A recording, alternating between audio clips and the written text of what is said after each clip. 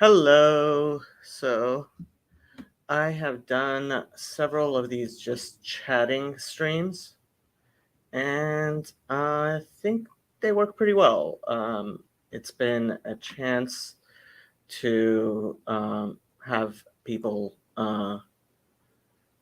join me. There are four people in the open studio, all of whom I would like to welcome to come on to just chat.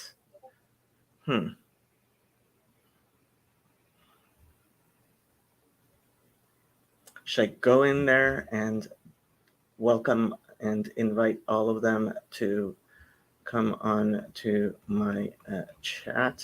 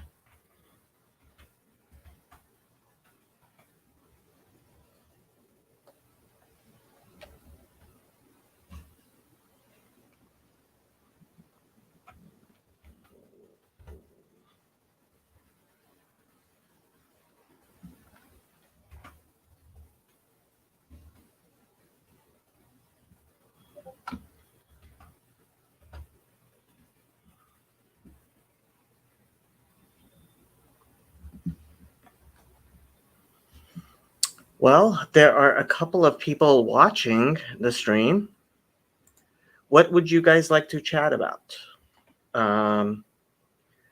My plan, if nobody is going to join and just chat, is actually to plan out my next episode of Post Platonic, which looks like it's going to shape up to be a mostly about Germany, actually.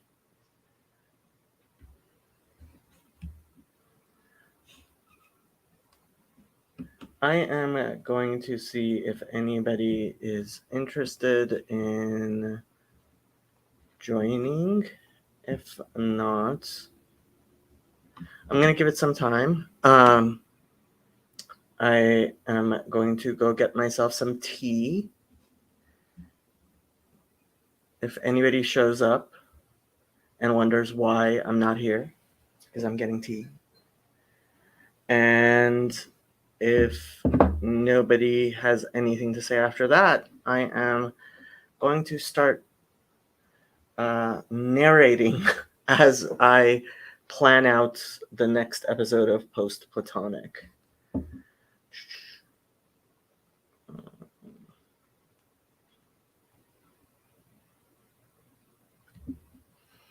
I'll be back.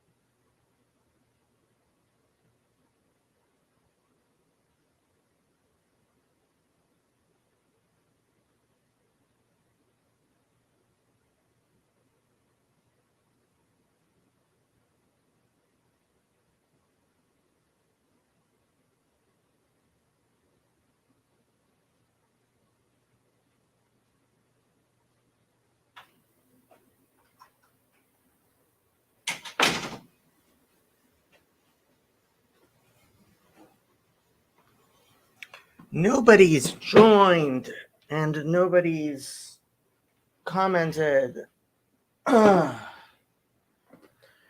So I guess what I am going to do is start looking at my next episode for Post Platonic. I do it on anchor.fm, which gives me access to all of Spotify's music library. But then my videos are only, my podcasts are only available on Spotify. And if you have a subscription to Spotify, you can listen to the music. If you don't, you get a 30-second clip, which is how Spotify does things. By the way, Wednesday, I am having a discussion, just a kind of introduction with Father Hugh. He is a Roman Catholic priest from London. He is a pastor. I think that's the chaplain, I think is the term, at Westminster Cathedral, which is the main cathedral in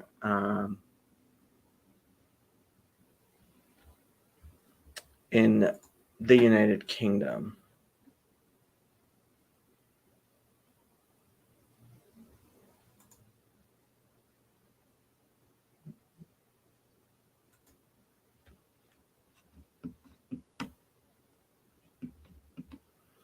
So, next episode, I'm thinking of calling Felix. It's going to be dedicated to Felix Schellberg, who is better known by the name PewDiePie, because that is his channel. And I considered doing now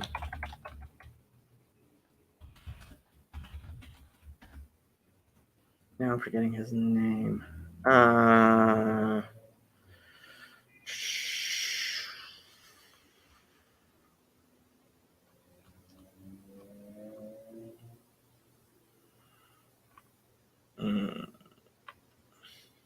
Where Bonhoeffer, Dietrich Bonhoeffer. I considered dedicating it to Dietrich Bonhoeffer. I dedicate each episode to a person because I think that's post-Platonic of me. And then I start with a parable or story. I'm not sure if I want to do biographies and actual like history or not. For that segment, so far I did one of my favorite parables, and then I did a cute story about relying on God. I'm thinking about starting this one with the story of the prodigal son from the Gospels. Let me pull that up, because even if I don't, it might be one of the readings. Let me see where that is. It's in Luke, apparently.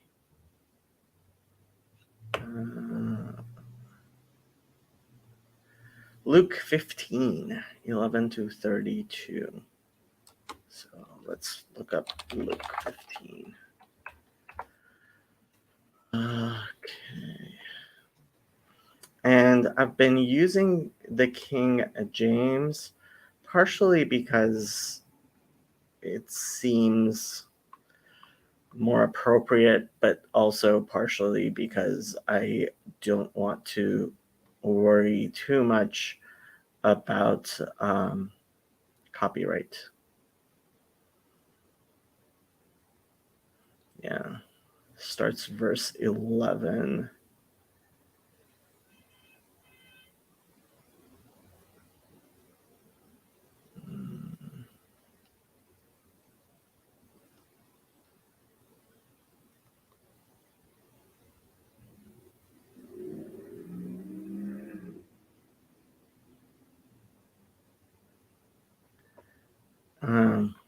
Yeah, I think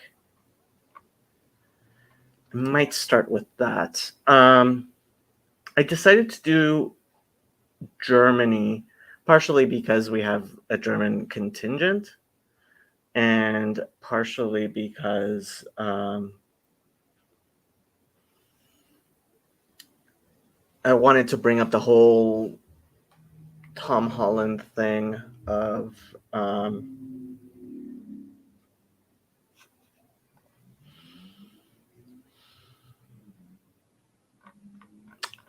how Germany has kind of become our stand-in for a theology, especially with the Nazis and the whole idea of repentance or not. It just seemed to be an appropriate subject. The other subject I was considering was starting with Handel's Messiah. So the music I have chosen so far, I was thinking of starting with Deutschland by Rammstein, um, then possibly Ride of the Valkyries by Wagner, and maybe 99 Luftballons by Nina, I guess is the thing. I considered Springtime for Hitler by Mel Brooks. I am considering finishing off with By Mir Bist du Schön by the Andrews Sisters.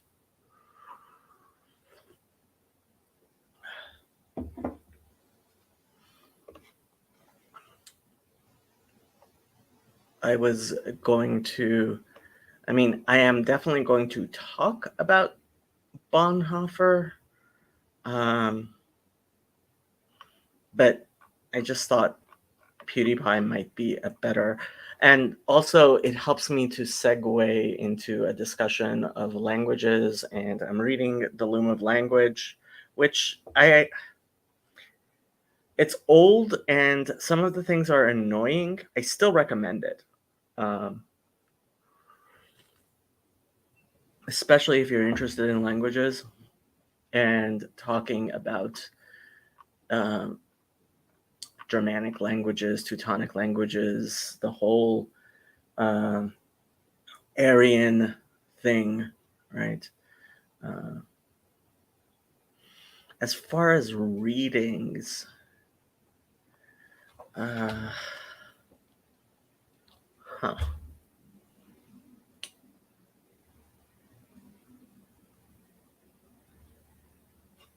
Trying to think what were some of the readings I was considering doing I am the captain of my soul. What's that?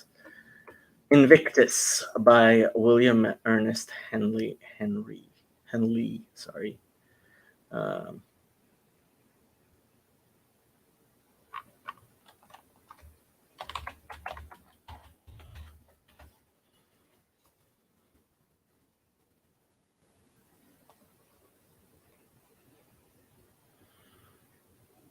mm,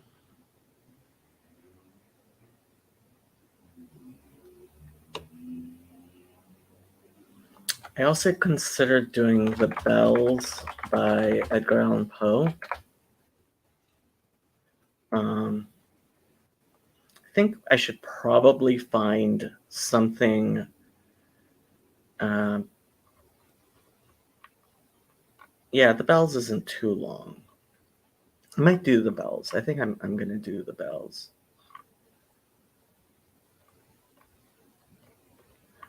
I should find something by Bonhoeffer. Oh, and it's Brender Sorga.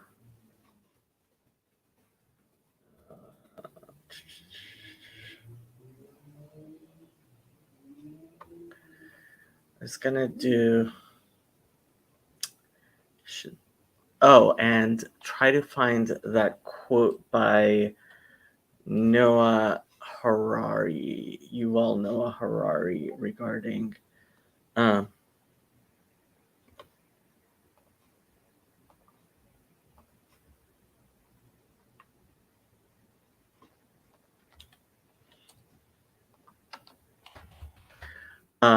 regarding Germany having to move on from being scared of being called Nazis.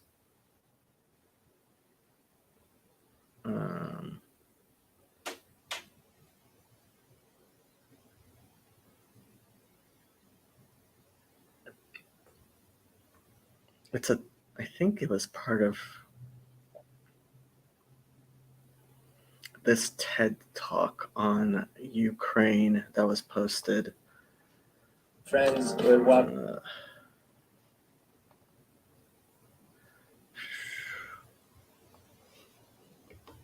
Come to me and just be like, what the? Sorry, but there's a commercial. In your mug. And I would just tell them,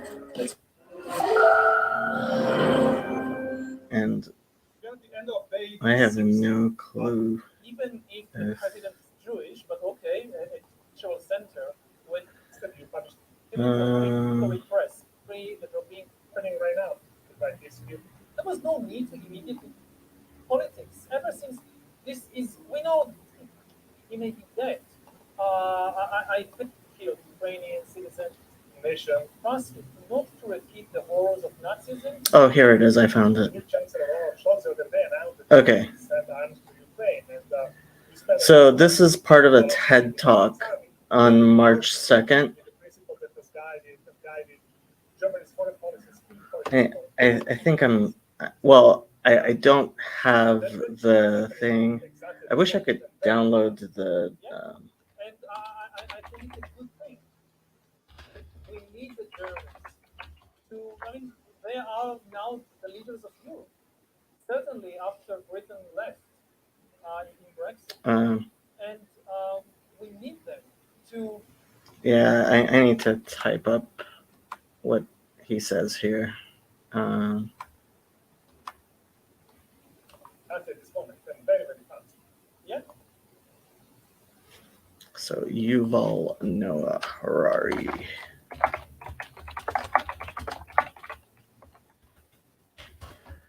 TED. The war in Ukraine. March 2022.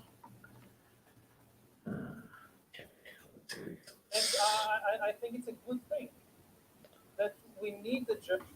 We need the Germans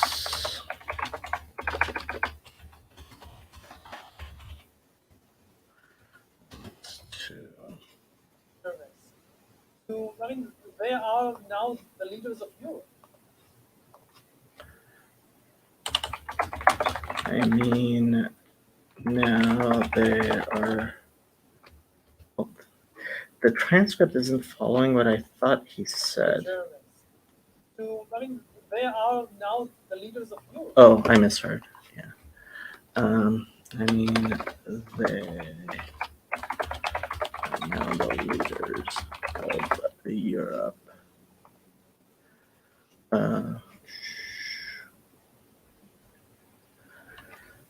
If you are interested in being part of the discussion, certainly you can comment. You can also DM me and I will send you a link. Coming on is actually pretty easy. I'm using StreamYard, which is uses your browser. And ever since I figured out how to use OBS as a virtual camera for it, it's I decided to move to shift off of what was the other thing I was using? I was using, come on, Streamlabs. That's it. So StreamYard, I'm beginning to like more. Anyway, so Certainly, after Britain left in Brexit, and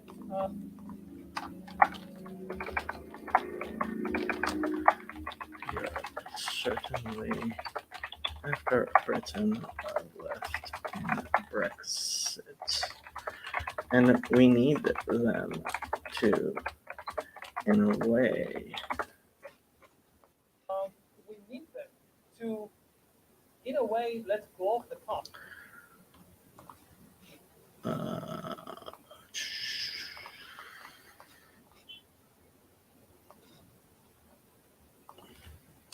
let go of the past and be in the present. Us. To be in the present. If there is really one If there is really one country in the world country in the world that, as a Jew, as an Israeli, that, as a Jew, as an Israeli, as a historian that I trusted, that I trust it not to repeat the horrors of Nazism. not to repeat the horrors of Nazism. That's Germany. That's Germany.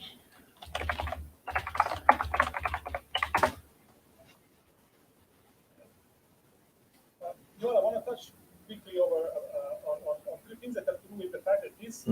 Yeah, I think that's all I'm gonna quote from there. So, Mitbrennen der Sorge, heroism. Let me see.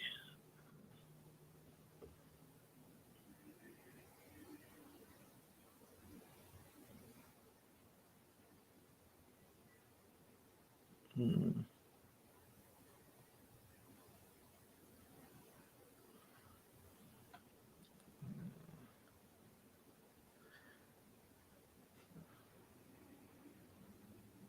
Uh,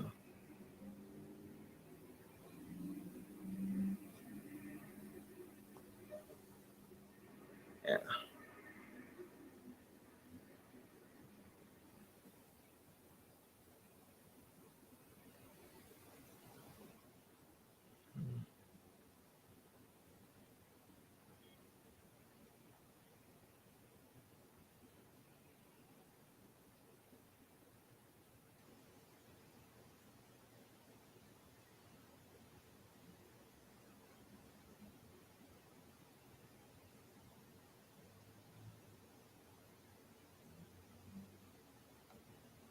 Yeah, I'm gonna read paragraph 21.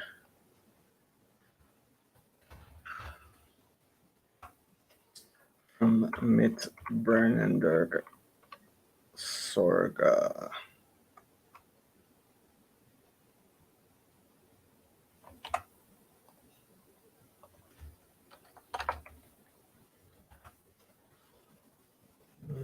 Encyclical of Pope Pius XI, and the date. What's the date of it? March 14th, 1937. Okay. And hello, Jacob R. How are you?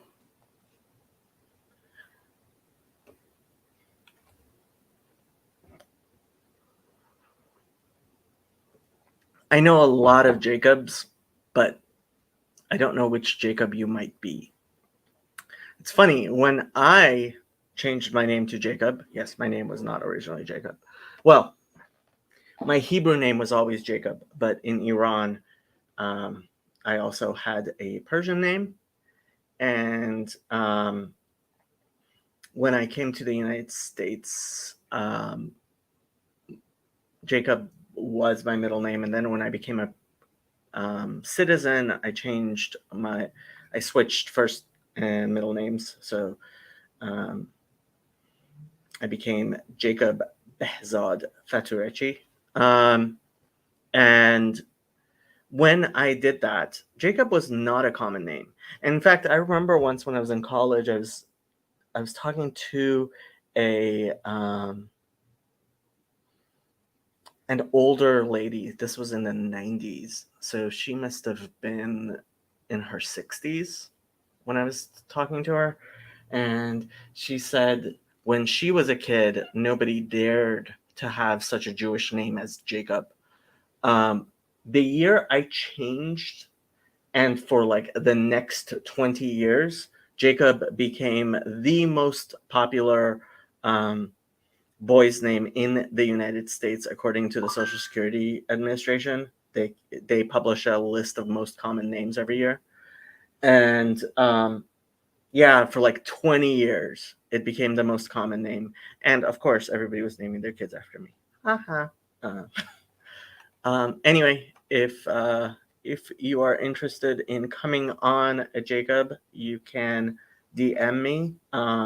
If you don't know how to DM me, you can come on to the Discord server. Link in the description of. I guess I should probably put the link in the chat.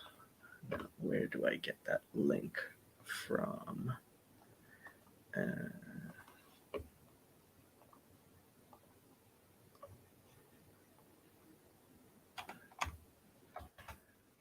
The link is, this is a link to my Discord server.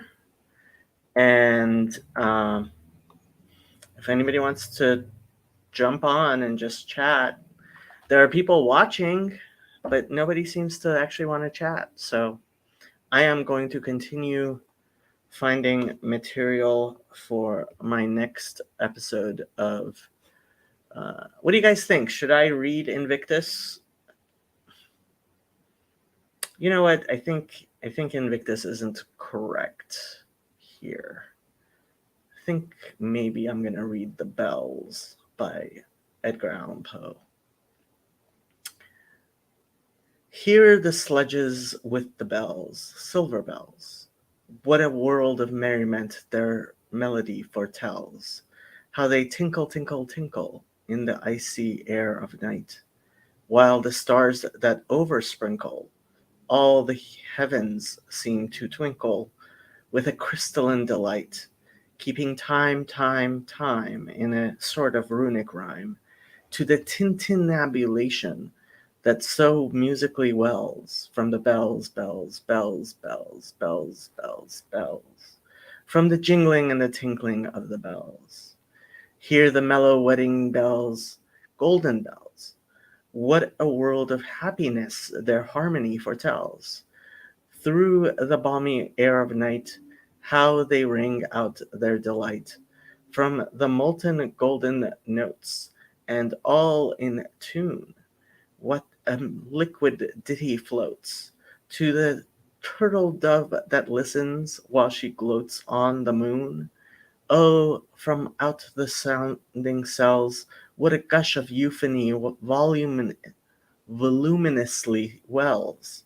How it swells, how it dwells on the future, how it tells of the rapture that impels to the swinging and the ringing of the bells, bells, bells, of the bells, bells, bells, bells, bells, bells, bells. I have to keep count to remember to say the correct number of bells. To the rhyming and the chiming of the bells. Hear the loud alarum bells, brazen bells, What tale of terror now their turbulency tells? In the startled ear of night, how they scream out their affright, too much horrified to speak, they can only shriek out of tune, in a clamorous appealing to the mercy of the fire, in a mad expostulation with the deaf and frantic fire, leaping higher, higher, higher, with a desperate desire and a resolute endeavor, now to sit or never, by the side of the pale-faced moon. Oh, the bells, bells, bells, what a tale of their terror tells, of despair, how they clang and clash and roar, what a horror they outpour on the bosom of the palpitating air, yet the ear it fully knows, by the twangling and the clanging, how the danger ebbs and flows. Yet the ear distinctly tells, in the jangling and the wrangling, how the danger sinks and swells, by the sinking or the swelling in the anger of the bells, of the bells, of the bells, bells, bells, bells, bells, bells, bells, in the clamor and the clangor of the bells. Hear the tolling of the bells, iron bells. What a world of solemn thought their monody compels! In the silence of the night, how we shiver with affright at the melancholy menace of their tone. For every sound that floats from the rust within their throats is a groan. And the people, ah, the people, they that dwell up in the steeple all alone, and who tolling, tolling, tolling in that muffled monotone, feel a glory in so rolling on the human heart a stone.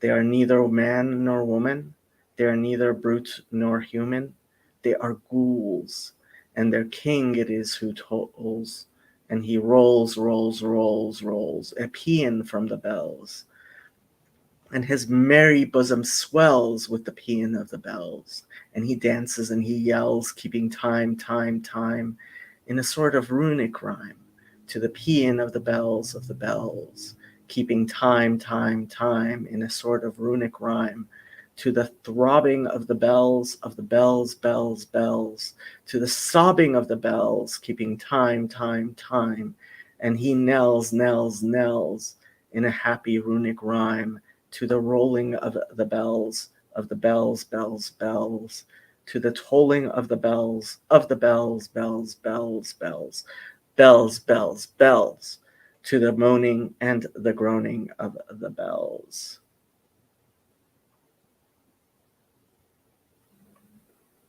Yeah.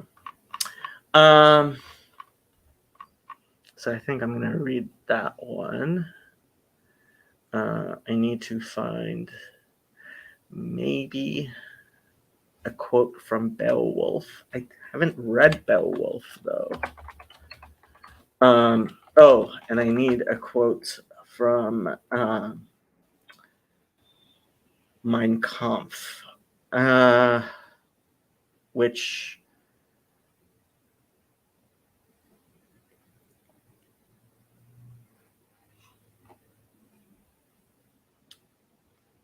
I recently listened to Mein Kampf again. Hey, Ben.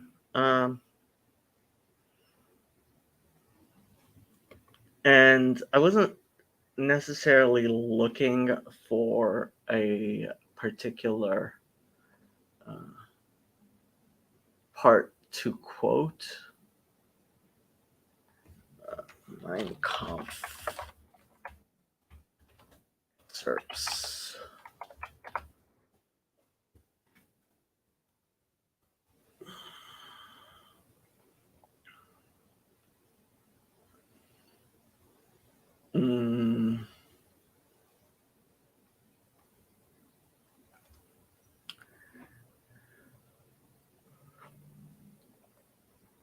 Maybe from The Big Lie. All this was inspired by the principle, which is quite true in itself, that in The Big Lie there's always a certain force of credibility, because the broad masses of a nation are always more easily corrupted in the deeper strata of their emotional nature that consciously or voluntarily, and thus in the primitive simplicity of their minds, they more readily fall victims to the big lie than the small lie, since they themselves often tell small lies in little matters, but would be ashamed to resort to large-scale falsehoods. It would never come into their heads to fabricate colossal untruths, and they would not believe that others could have the impudence to distort the truth so infamously, even though the facts which prove this to be so may be brought clearly to their minds. They will still doubt and waver and will continue to think that there may be some other explanation. For this, the grossly impudent lie always leaves traces behind it, even after it has been nailed down, a fact which is known to all expert liars in this world and to all who conspire together in the art of lying. These people know only too well how to use falsehood for the basest purposes. From time immemorial, however, the Jews have known better than any other how falsehood and calumny can be exploited. Is not their very existence founded on one great lie, namely that they are a religious community, whereas in reality they are a race? Oh, and what a race! One of the greatest thinkers that mankind has produced has branded the Jews for all time with a statement which is profoundly and exactly true. Schopenhauer calls the Jews the great master of lies. Those who do not realize the truth of that statement or do not wish to believe it will never be able to lend a hand in helping truth to prevail. Let me look up Schopenhauer. Uh,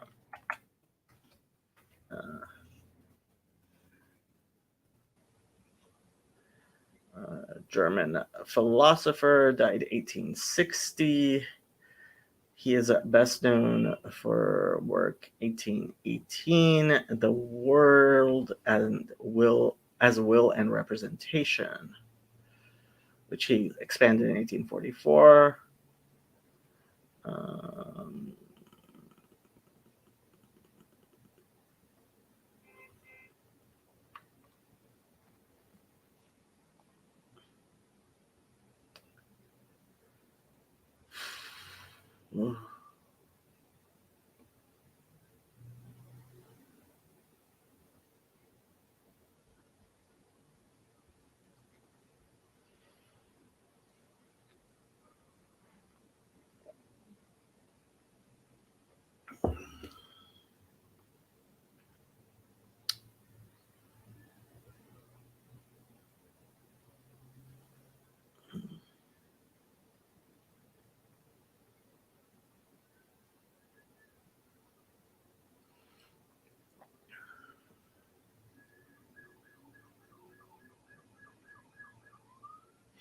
So here's a quote from him.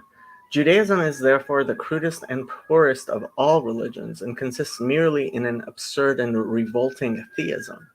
It amounts to this that the Kurios, Lord, who has created the world, desires to be worshipped and adored. And so, above all, he is jealous, is envious of his colleagues, of all the other gods.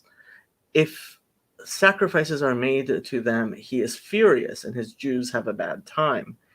It is most deplorable that this religion has become the basis of the prevailing religion of Europe, for it is a religion without any metaphysical tendency. While all other religions endeavor to explain to the people by symbolism the metaphysical significance of life, the religion of the Jews is entirely immanent and furnishes nothing but a mere war cry in the struggle with other nations.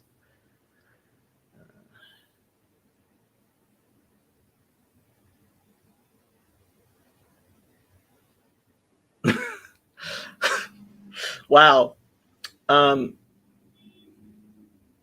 He wrote that pederasty has the benefit of preventing ill-begotten children. Concerning this, he stated that the vice we are considering appears to work directly against the aims and the ends of nature, and that in a matter that is all important and of the greatest concern to her, it must in fact serve these very aims, although only indirectly, as a means for preventing greater evils.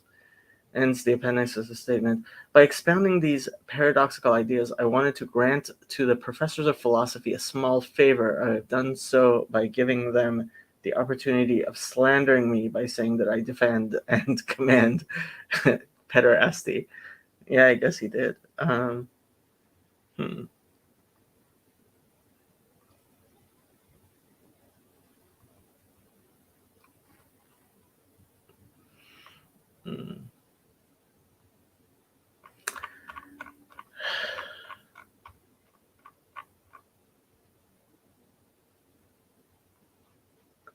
Let's see here. Not really sure. I think I am going to include that quote by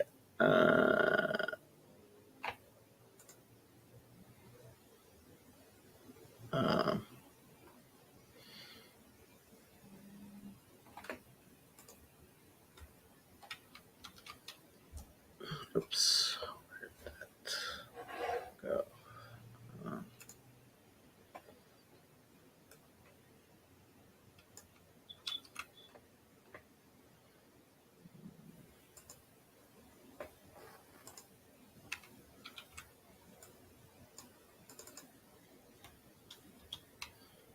Hi, Plummet. How are you doing?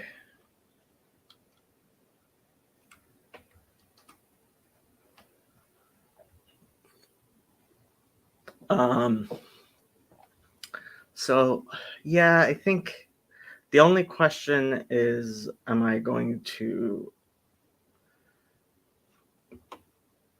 include the part about Jews or not?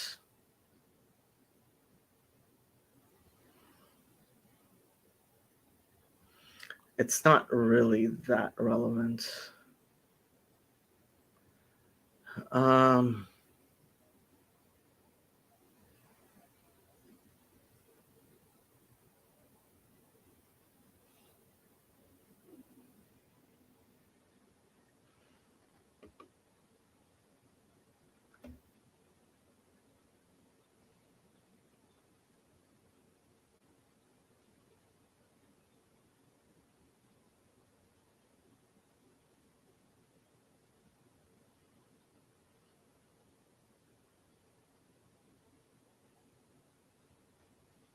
I don't really want to make it about Marxism and Judaism and stuff like that.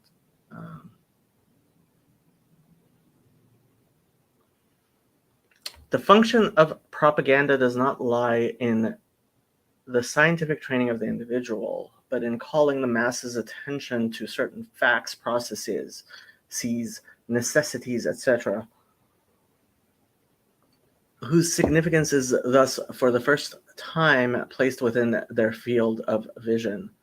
All propaganda must be popular, and its intellectual level must be adjusted to the most limited intelligence among those it is addressed to. Consequently, the greater the mass it is intended to reach, the lower its purely intellectual level will have to be.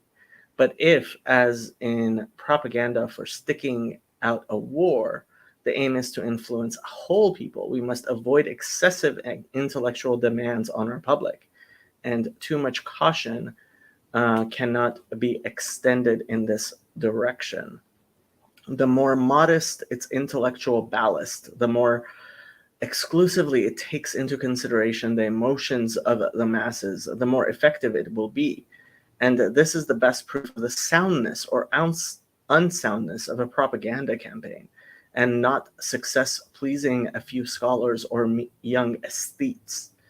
The art of propaganda lies in understanding the emotional ideas of the great masses and finding through a psychologically correct form the way to the attention and thence the heart of the broad masses. The fact that our bright boys do not understand this merely shows how mentally lazy and conceited they are. Once understood how necessary it is for propaganda in be adjusted. There must be something wrong here. It is for propaganda in be adjusted. I think to be adjusted to the broad mass. The following rule results.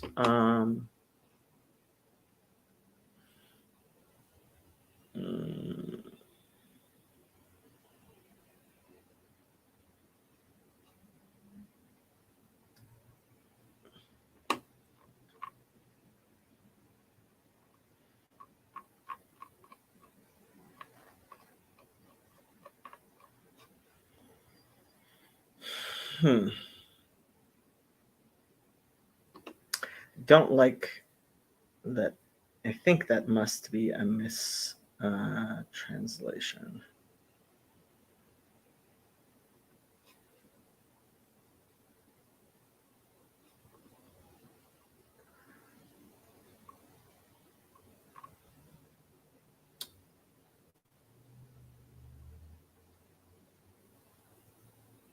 But I'll just quote it where it is, I think. Okay, so include that. Okay, so what are we looking at? We are looking at the encyclical from Pope Pius. We're looking at a quote from Yuval Harari. We are looking at a quote from Mein Kampf.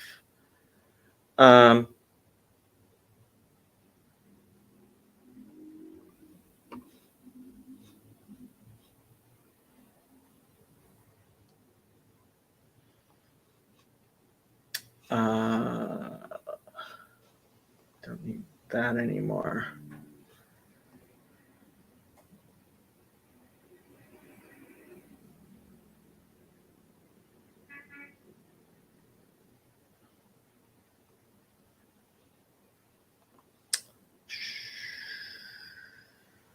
Somebody asked a question on one of my videos, which at some point I am going to have to go and answer, but let's keep on working on this episode. Am I going to include, yeah, I think I should include Springtime for Hitler. The question becomes, which version? Let me pull up Spotify and look at the versions they have. Springtime for Hitler.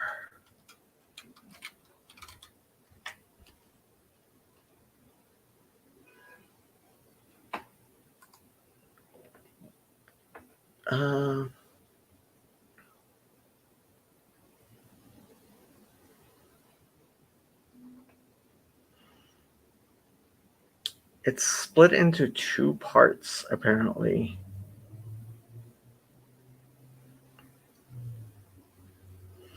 And there's a lot of them.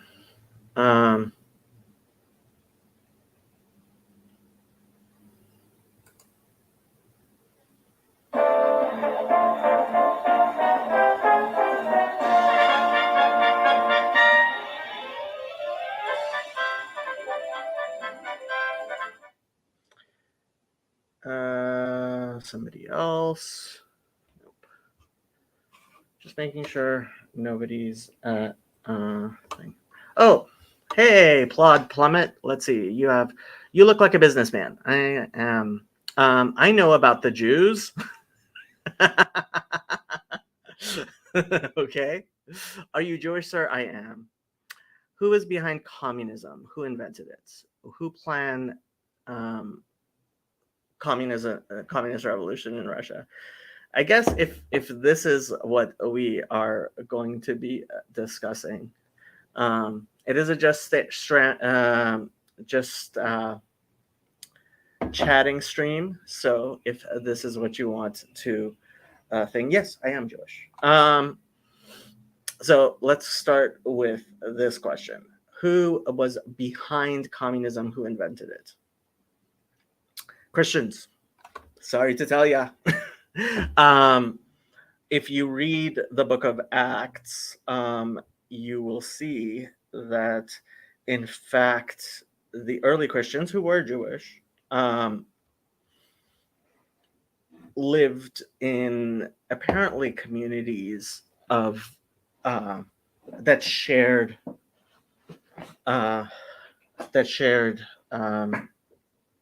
all their belongings,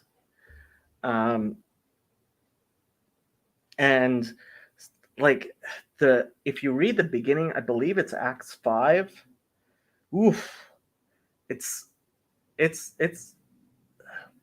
scary and harsh stuff. But I think, I mean, most people will say Marxism, and attribute it to Karl Marx, which is more than a little silly. And then say that it's Jewish, right? Which is even more silly. So Karl Marx's parents converted to Christianity. So they were out of the Jewish community, and then he went to Christian schools his whole life, and he was called the Jew, which made him convinced that religion is all bullshit. Because as a Christian, he was being called a Jew, and I think that had a lot of influence on his resentment. But honestly, I think even if you want to really put it down to like the Communist Manifesto and Das Kapital, Karl Marx was a lazy person, full of himself, and in many ways incompetent. I mean, especially you read about how he was constantly begging for money from people and spending vast amounts of money in idiotic ways. It was really Engels. I think if between the two you are going to say, well, who was the person behind the project? You could argue that it was the both of them, but Engels was the one who was actually capable. Like he was the one who made things happen, and I think people like to think that it's people like to think that it was Marx who had the ideas, and like Engels was kind of a secretary. That doesn't really hold up. So, I mean, we call it Marxism, and I think even that's part of an anti-Semitic narrative. Then we get into people talk about the Bolsheviks and the Mensheviks, which you're probably talking about, and secular Jews were definitely part of that whole intellectual class, partially because, I mean, they were both intellectuals in that they were taught how to read as Jews, because that's Jewish culture, wasn't really Russian culture. And they were outside the system.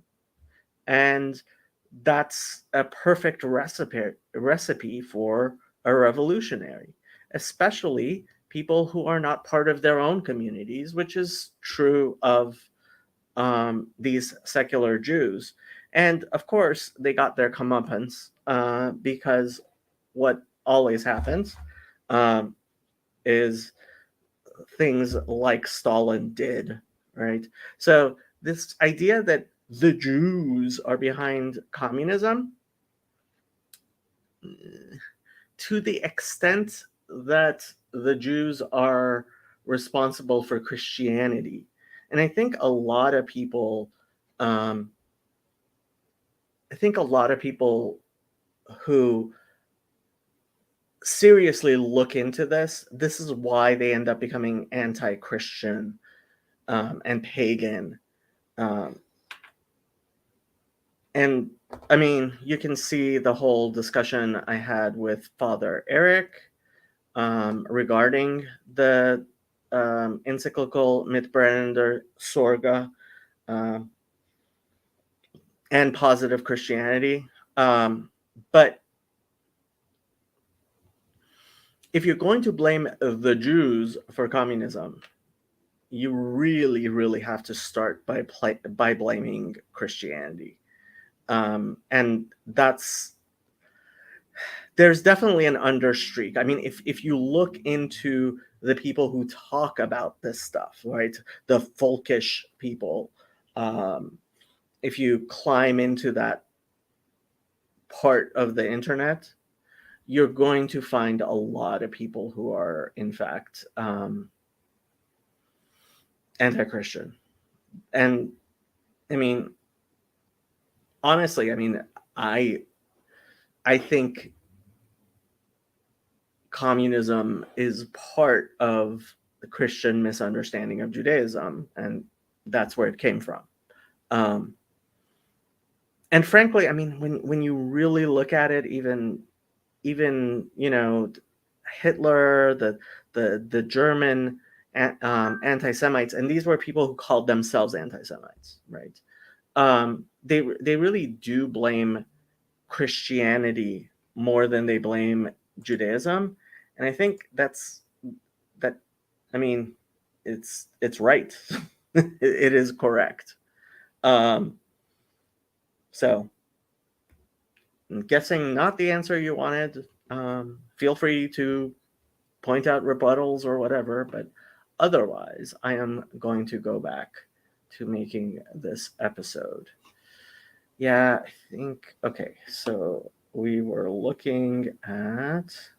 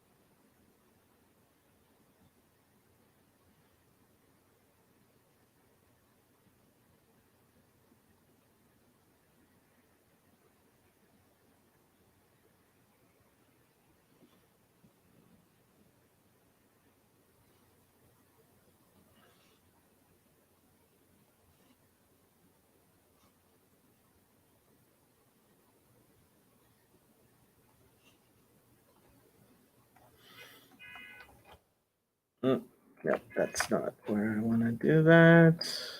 Where is T? There he is.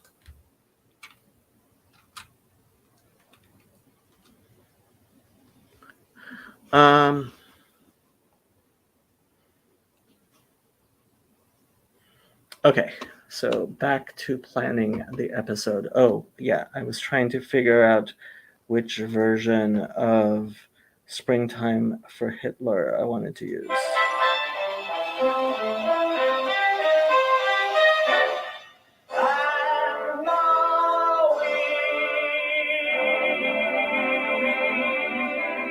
Springtime for Hitler and Germany.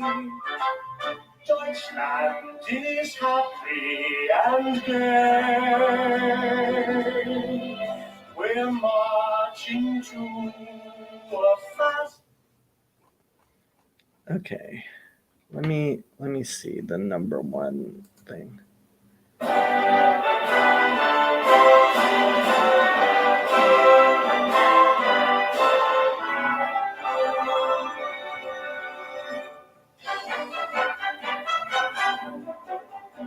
Germany was having trouble, but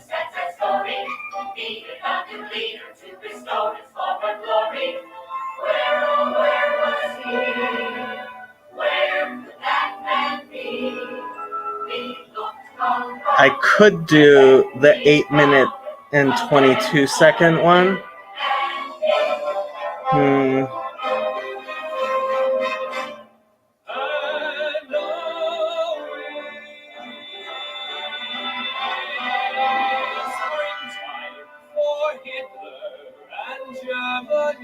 Let me see where part 2 starts.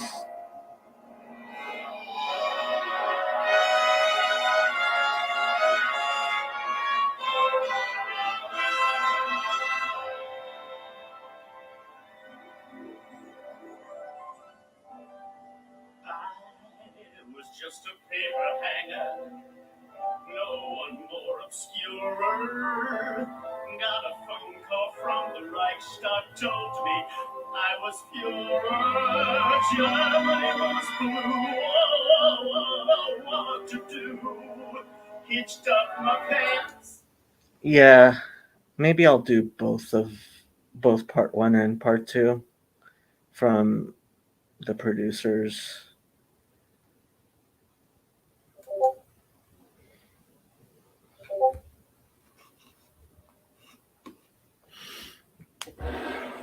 Um,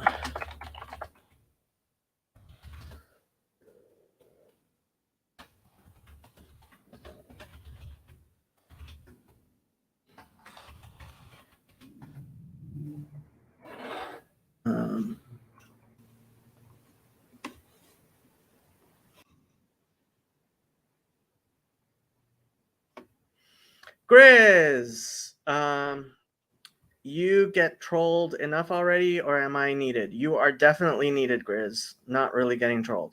Have you never met copyright interruptions yet? No. Maybe if I sing it. Okay, so it's not actually a problem because I am talking. Hey, T showed up. Your mic is thing. Testing. Yes, I hear you. I Okay, should so I put don't on. have to press a button for you to hear me. Okay. Hold on. Let me put on. I don't think I've ever used this before. What is this? StreamYard.com. All right. Huh. Is this new to you? It's new to me. Well, I started using it a little bit over a month ago. I wasn't sure I was going to keep it, but when I finally figured out how to use it with OBS, it's actually pretty good, and I Do you like like it. this better than the, what was it, YouTube streaming? I was using StreamYards. No, Streamlabs. I was using Streamlabs, and now I'm using StreamYard. And I still have my Streamlabs subscription, but I think it ends at the end of June.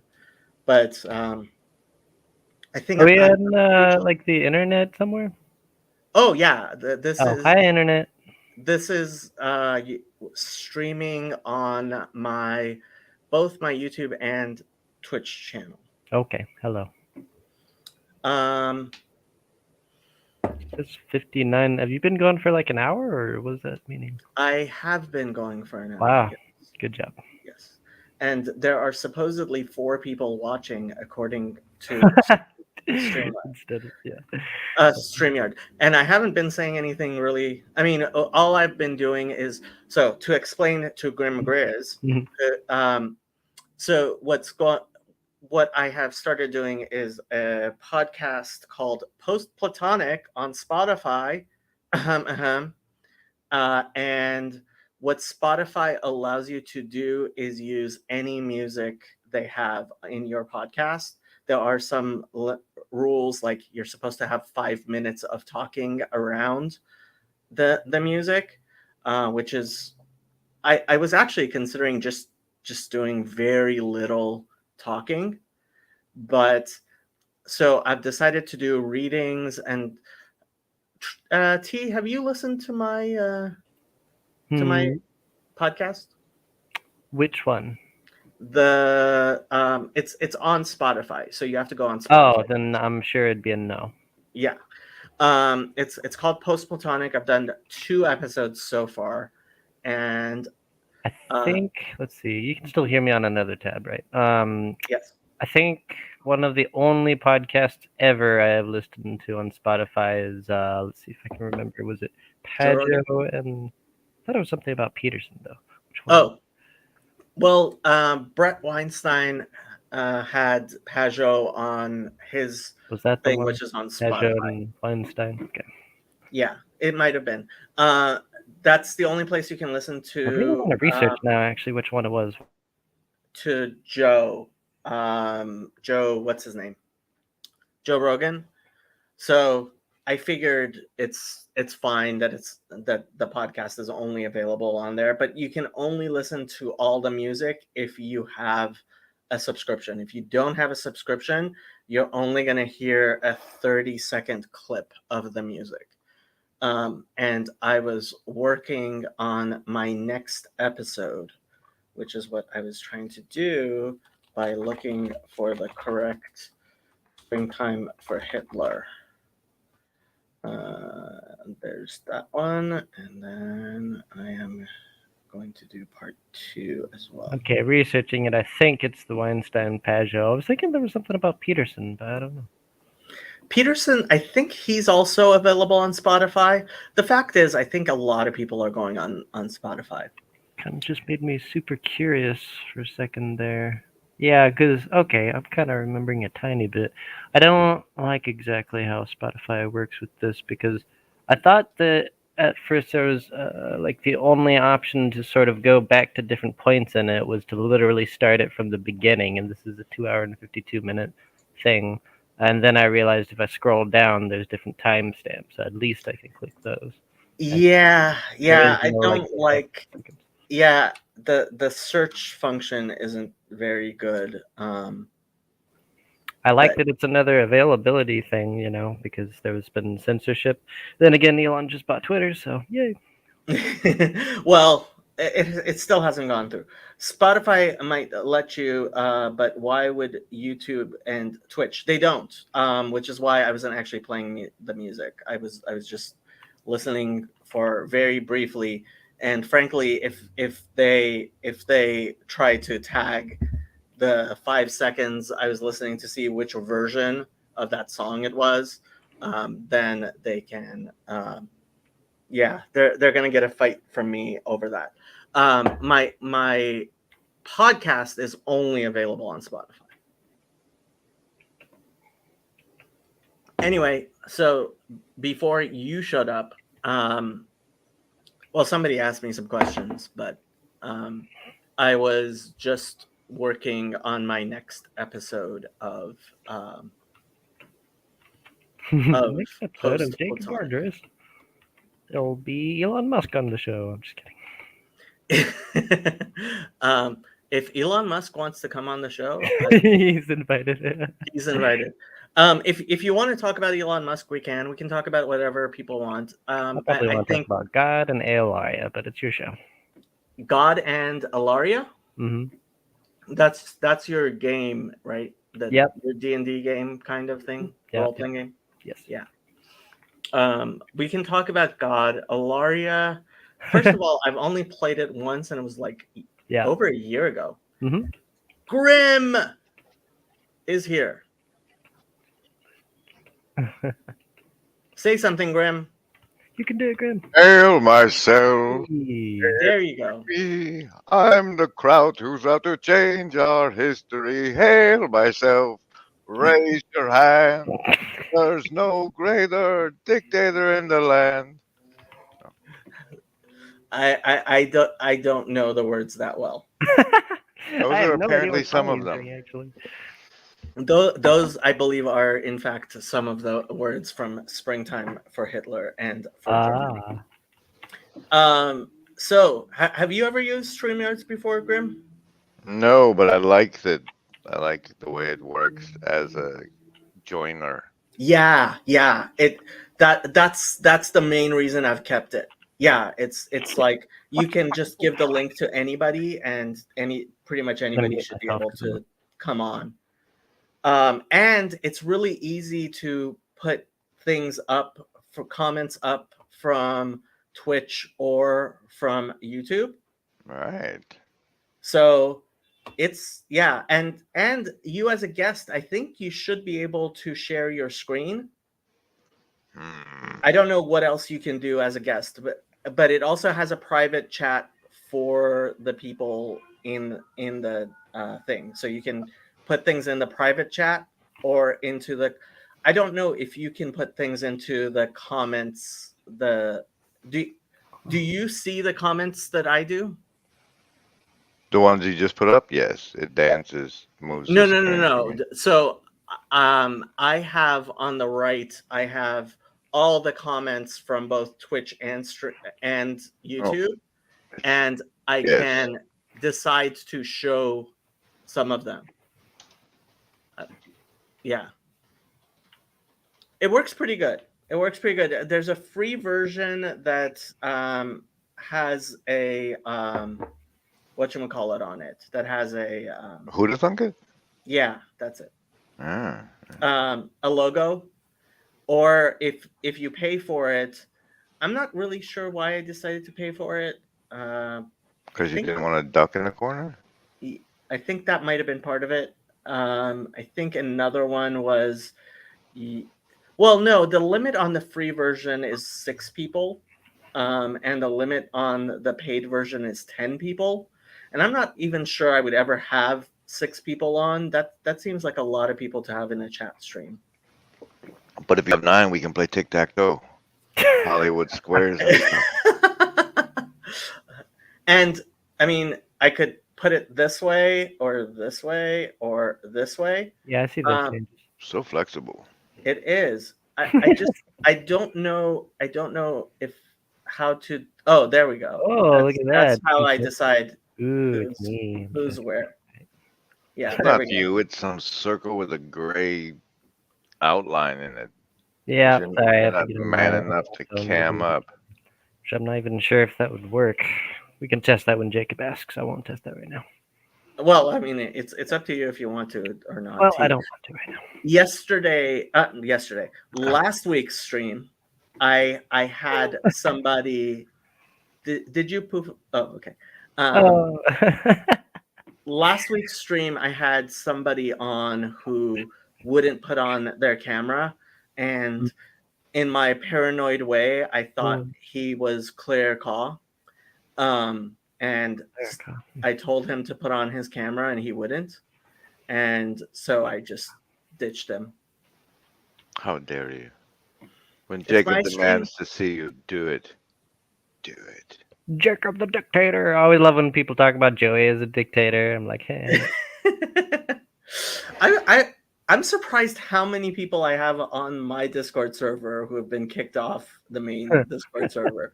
Apparently, it's more than I thought. I have 3 people on my Discord server who've been banned from Bridges of Meaning. Just to give a plug, part of my game I would say is about just like taking responsibility.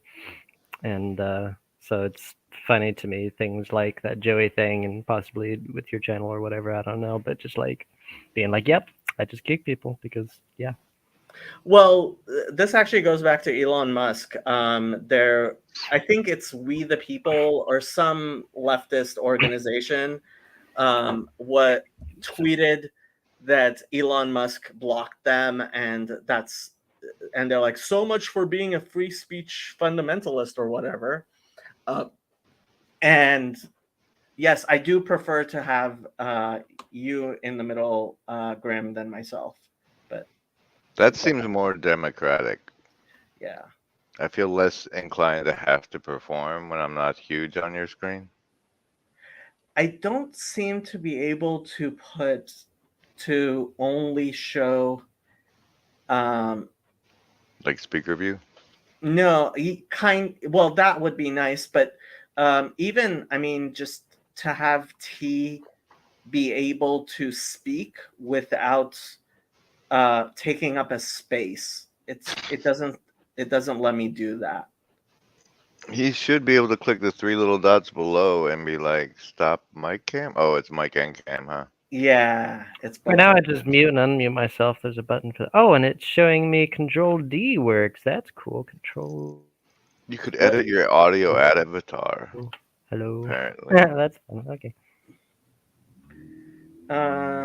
Yeah. I don't think I can just remove his picture without removing him. I'm gonna remove you from the stream Bye. and see if see if you can still talk. Let me see. See ya. No, Can you still say anything, T? I No. guess not. I don't he's think so. gone. I'm guessing he can Vanished. still hear me though. Sure. That's possible. So you could hear us, but we couldn't hear you, right? Yeah. Now I'm back on. Okay. Cool. Yeah. I Yeah, can still hear you and everything. That doesn't make a lot of sense. Huh? You can Makes throw sense to people me. backstage when they go to smoke and stuff. Yeah, right? that's what it said on the bottom left here. Is you're backstage, the host can see you, but I guess nobody else Oh. can. I didn't read the whole thing. Yeah. Test it on me. I want to go smoke. I think you can remove yourself as well, can't you? Remove from. I don't know if it's No, you're not kicked, but you're backstage. That was awesome. So he's gonna go smoke. Yeah. So I feel like there were some good things to talk about. I've went to talk with the atheists recently. I actually had kind of paused on that endeavor for a while, and then just in the last couple of days went back to it. And I'm trying to remember what was a couple of things because I think where do you find these atheists, and what So- flavor of atheist are they? pretty much Discord servers like Bridges of Meaning. So there's But we don't Pol- allow atheists on Bridges of Meaning. ha ha ha. Blue Politics, PNR, which is Politics and Religion. Those are kind of the two main ones.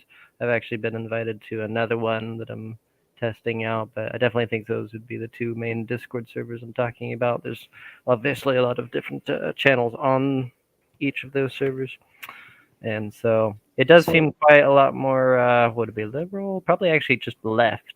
The Blue Politics one, hence blue, and then the PNR seems to be, I don't know, it seems a lot of times more Christian oriented, but then it's kind of like, I'm trying to say this in a not disparaging way, like a caricature of Christianity, because I got server muted once there, actually I think more than once, and I've seen other people, like just like in the last day, like people getting server muted, and as far as I can tell, it's only because people disagree with them. And I'm like, oh, this is like not good. So I really like free speech. I really prioritize free speech, and so I'm like, man, we gotta figure this out, guys. Don't be. So we have a new commenter. I Hey. don't believe I've seen Psych and Stats Tutor before. Wonderful. Am grading papers, so we'll watch the rerun, guys, and stay logged in for the algo. Well, thank you for staying logged in for the algo. Oh, which reminds me, like and subscribe, people. Grim is back. Welcome. How back. was your attempt at destroying your lungs and heart? I have not yet begun to defile myself, Uh-huh. but I've switched to cigarellos because like they're so much cheaper, Cigarello. cost I remember effective. cooking my dad to fake. I can do like 4 or 5 puffs and get as much nicotine as a whole cigarette, so it's much faster. Okay. It's cheaper, it's faster. Is it less toxic to you or I don't more? know. They come in flavors, so probably more. And there's no filter, so probably more. My dad ended up quitting smoking by using nicotine pills. There was this one point in my life where I was just on patches. Okay. That was like a win because you can smell again after that happens. Smelling is good, I guess. It makes food taste better. Oh, yes, it does. Yeah. Yeah. So what do you want to talk about, Grim? Your nefesh. Show me your nefesh. You're looking at my nefesh. I can't see your nefesh. You kind of can. So Sure. there are different words in Hebrew for soul, and according to Jewish mysticism, the most physical and lowest aspect of your soul is the nefesh, which is this. Body? Pretty much, yeah. So we I thought he was We talking believe- about that. we believe that when you die, your neshama or higher aspects of your soul leave, but your nefesh stays with the body. Yeah, I was just thinking about that. Sometimes I see up on your stream or whatever the what is it? There's like the Hebrew letters and then the human like body. I don't know. Oh, right. So I used to use that as the background of my when I had discussions with people. I haven't. Mhm. I use that on Zoom, but I haven't been using Zoom because I've been live streaming everything pretty much. Yeah. That guy's got a big blue nefesh in the background. So that is so the Hebrew letters of the Tetragrammaton arranged this way as opposed to this way Vertical. horizontal. look like a human being, and that is an explanation given by the Kabbalists on how we are made in the Tselem Elohim, in the image of Ooh, God. somebody knows Hebrew. God's actual name like looks like a human being. Um, Oh. so Ben, who knows his Hebrew as well as I do, it says nefesh can mean person in the Tanakh, soul and flesh. Have you met Ben Grimm? No, I don't think so. He streamed a couple of times he's on my Discord server. I met him on Twitch. He streamed a couple of times. I think he's going to try to stream again now that he has more access to the internet. He did a couple of streams. He was on. I did a little conversation with him. I think I called it important announcement.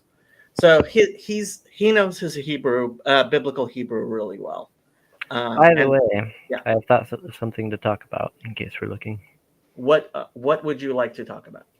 So I have been reading biblical psychology, and I'm sitting here trying to think about for a while now, actually, but trying to get more acute on it.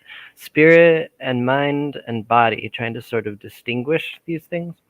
And I've even written some notes of mine here about like imagination and thoughts and stuff. And what seems to be a cool, how do you say, thought experiment is to think about a forest.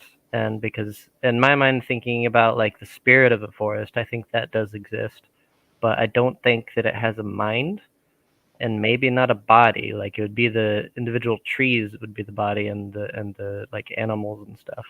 But to say that, I think I looked into like the biblical psychology stuff, and I disliked it because I found it both not to be biblical and not scientific. nice. But the marketing is great. I am into like having the epistemological divide between that which we know through revelation and religious revelation type stuff, and that which we know empirically and scientifically. I think having that is important, and they seem to be like against it. I was not happy with it. Yeah. Is there something you're happy with? I am very critical. You're right. I am very critical.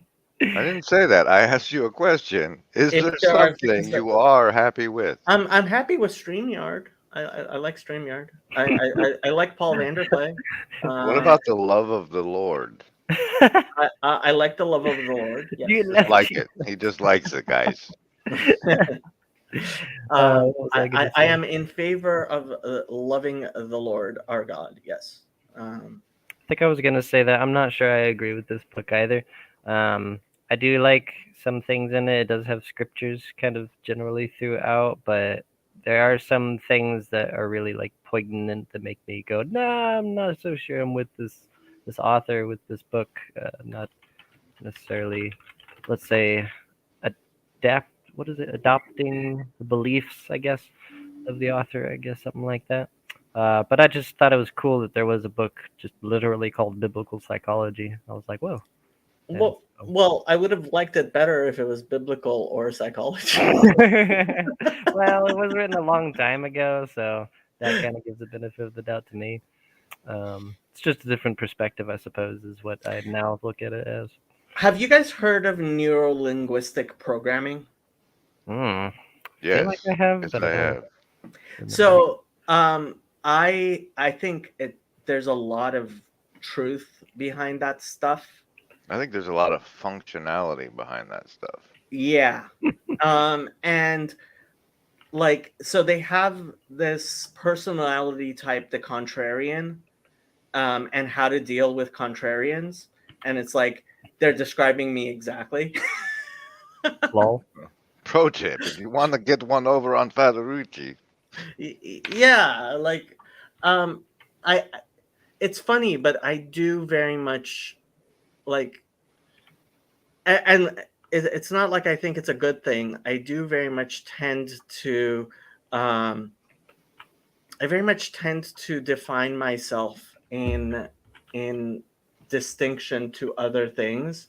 Like, I have a much easier time criticizing things and saying things I don't like than things I do like.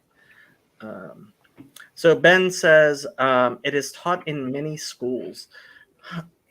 I was never taught it, but I think a lot of it is also based on rhetorical techniques that people do use. rhetorical techniques should be a class in the Defense Against the Dark Arts syllabus. Yeah. Well, yeah, I mean, it used to be people took, like, so a classical education included included classes on rhetoric, and frankly, the more I see the corruption of our education system, the more I think we need to go back to classical education like it was done hundreds, if not thousands, of years ago. Before the Rockefellers did institutionalized Philosophical education? integrity. The Rockefellers. The Yes. Rockefellers? What are you talking about? Yeah, who do you think started this thing? This whole public education thing? Oxford, Cambridge. Those are private education institutions. Private. Oh, you mean state-sponsored universities? I mean, public education, the concept in general, that all of your children should learn these skills because we need them to be able to work these machines. Well, public education in general goes back all the way to the Talmud, where one of the high priests instituted the requirement that that there be public education for all children. So within Jewish communities, it is a requirement of the community to educate all children, even if their parents cannot pay for it. Yeah, but that's also kind of a private institution Yeah, it is. because it's Judaism. Yeah, it is. I mean, I'm not opposed. I have become increasingly unhappy with the atomized individual concept of libertarian society where really free, supposedly it's freedom for kids not to be educated. Now, how they're educated, that's a big deal, right? But That would be a good topic of conversation. I think all children, like, I think we can't. I would not be okay with living in a society where parents are allowed to not teach their children how to read, write, and do arithmetic. Yeah, Well, that's really important. That's a lawful responsibility on parents who may not be capable themselves. In the United States, it is. Yeah, it is. I think we could do like it's morally a sin to be undereducated and make some headway that way. Honestly, if just as long as they know how to read, write, and do at least arithmetic, I would actually like like advanced math, and I would like them to have know literature and stuff like that. But the more and like the more I learn about it, and I used to teach secular studies at a Hasidic school. The more I learn about it, the more convinced I become that the only actual subjects are reading and arithmetic. Reading, writing, and I arithmetic. don't like how this. I have to like go on this tab and mute myself. I don't like this format. Well, if you don't like it, we can just do without you, sir. Yeah, I think it was the YouTube streaming that was a little different, wasn't it? I used to stream off Discord into Streamlabs, but this is so much easier and on everybody. And the thing with Streamlabs is you guys are uploading to Streamlabs. You're not uploading to my computer. Stream. So Hmm. and StreamYard, he means. StreamYard, not Stream. Yeah. StreamYard. And StreamYard is sending it to Twitch and YouTube, so it's not using as much of my bandwidth, which Special tricks. is also good. What's I the like it. symbolic meaning of a mallard? And is StreamYard connected to Scotland Yard, and we're really just like streaming straight to MI5? This is a mouse. What is a cat? Not that I know of. Nobody knows. I don't So think. Dominic says Grimm versus the Pharisees, Part 1. Trouble. T is a Pharisee now? Whoa! Who said that? Do you remember that one time, Jacob, when I said it'd be really cool if we did the original Hebrew of the Ark of the Covenant and compared it to brain structure? No? I remember you asking me about Peniel and the pineal gland, Pineal. Yes. which I don't really see relevance there. That's because you haven't opened your pineal gland, which is your third eye. Open your third eye, man. See the world. Open your third eye and see the world. In the cold. Why is it irrelevant to you? Your own, like a gland in your own body. Is it like your appendix as far as you're concerned? Well, I mean, it is a gland within my body, but like the name of it, I don't see the biblical relevance of that. But it's in the Bible, right? That's where Yeah. David saw the face of God. Oh, you mean Jacob? Whatever. One of them shoes. What are those biblical characters? They're all the same. 'Cause Um, they're all Jesus. yeah, but like, okay, like, And and yet you fail to see the relevance. Well, why do you think that is? Isn't he an important figure in your Jacob? religion? Yeah. yes, but I don't see. And didn't how- Adam name things? Wasn't like that one of his major jobs was like naming Right, things but- appropriately? But if you're going to take everything that sounds similar to something in the Hebrew, like you would end up with all kinds of weird stuff. But the important thing is he said that I saw the face of God there, and this Right. is the name.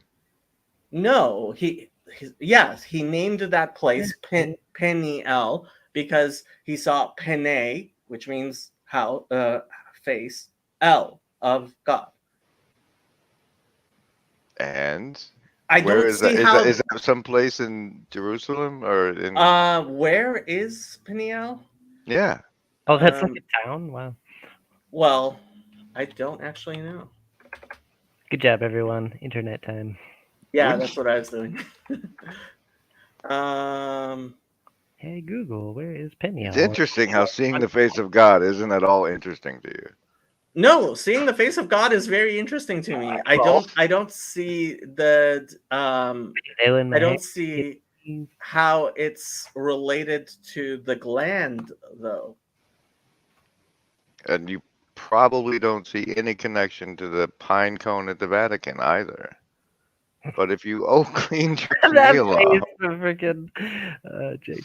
You are absolutely right. I do not see any um, connection with the pine cone in the Vatican. would you be willing to pray about it? Say, Yes. Lord, please open my eyes to the importance of my pineal gland. Bruh, Um, woman right there. that's a little bit more specific Right. than You. I would like. So if I were going to pray about it, which I will, because you asked, Thank you. is my prayer would be more like, God, help me to see if there is any relevance. But That would be awesome. And if you like instantly said, finally, bah, and yours opened and you were like had this hallucinogenic trip, that would be epic. Gonna And I Um, look forward to hearing the results of your Gonna petition to the Lord. Actually, I want to look that up in Hebrew. What was that? yeah, God doesn't really answer me very often. Yeah. Why do you think that is? Clickety clack. Because we are living in a time of what is called Hester Panim, which is Let me help me say that. Hester Panim. Right. Panim. Hanim. King Yeah. 6. Hester Hester Panim. Hanim. Panim. 2 H's. No, Panim. Like Peniel, right? Which is face of God. Wait. Panim means face. Hester means hiding. So Hiding. we live in a time Bro, of we the should hiding of throw the face of Hebrew God. together on the stream. That'd be great. And then here I am streaming it, bearing this image and all. Was the ask and ye shall receive part that's Christian, not for you guys? No, it is. I mean, the Talmud says someone who says, I have sought and not found, do not believe him. Yeah. And the one of the most cited verses in the Bible by Jews is Dirshu Hashem Behi Matzo, seek the Lord where he is to be found. It's funny, like somebody came on Bridges of Meaning into the Abrahamic channel and was like, hey, does this verse have any significance in Judaism? And it's like, you're talking about the one verse, like like when I did a Google search just to see what comes up, the first thing that came up was a poster for kindergarten that had it because all Jewish schools have it on the walls, you know? and her question was, what does Judaism have to say about this verse? It's like Ben had a retort. yeah, and I agree with Ben. I mean, I've been reading The Loom of Language and been recommending it to people. It's not a very good book, but it's the best book of its type. That's the problem. And it explains the science of linguistics, which I think and it's funny. I found out about that book because Eric Weinstein was complaining that His we brother quit talking about the deliberately telomeres. Sorry. You guys see this? All right. Did you come on two different computers? Oh, you're sharing your screen. Okay. Yeah. Yeah, you can I was share just your testing screen. The different buttons that can happen. So there's that. That can happen. It's possible. So he was complaining that we deliberately do not educate our children because he believes that actually the education system is a non-education system. It's like it's designed not to actually educate people. And one of his complaints was that this book, Loom of Language, is not used to teach languages to people as opposed to how we teach languages to people. Have you seen what they did to math since we went? Yeah, I mean, I've heard of it, and I don't know. There are people who say, so when Eric had his Discord server, the person who ran it was very involved in educational software, and he told me that having worked with Khan Academy, and I looked and he was right, because I remember using Khan Academy when it first came out. Do you know what Khan Academy is? Yes, somebody sabotaged it at some point, right? Yeah. So his thing was that they sabotaged it, and I went on there, and it's like, yep, it's been sabotaged. It used to be teaching math a lot better than it does now, and they've just sabotaged it. And he's like, yeah, that was deliberate. That too many kids were learning math, and that's like. But who's they? That sounds like some wild conspiracy theory, man. They want to. See, this is the problem. There are people who are in jail for conspiracy, on charges of conspiracy right now, right? So there are thousands of people who are serving time in jail on conspiracy charges as we speak, right? Yet when we say something is a conspiracy, then it's like, oh, then that certainly didn't happen. Not real. Nothing going It's on almost as here. if you were neuro-linguistically programmed to Mm. go deaf when you hear the word Brainwash. conspiracy. Yeah. Even though it etymologically probably means something like breathe together. Oh, wait, wear a That's mask. You better not do that. So Ben says that the globalists want us dumb and illiterate. I'm not sure it's part of the globalist agenda. How would you use the word? There's definitely a Baptists and bootleggers thing going on, which that is an economic concept of when people with opposite types of motivations end up wanting the same thing.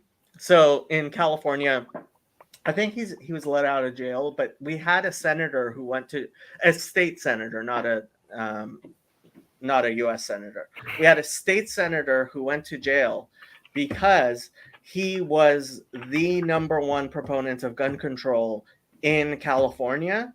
Like, he wrote all the gun control That's laws. why he went to jail? No, he went to jail because he was funded by the Chinese mafia, which was running guns. That's running guns definitely involves gun control. The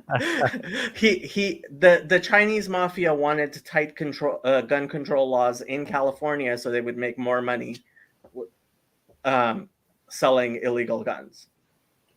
It's all about the money, man. It's always about the money. It's not about keeping Americans unarmed because they're China. It's just money. Relax. Hold on. They're selling guns to Americans. Not legally, just to people that go to jail if they get caught with them. Okay, but and they're having their do-right gun control laws. See, this is where you go off the deep end, Grim. I live in the deep end. I know.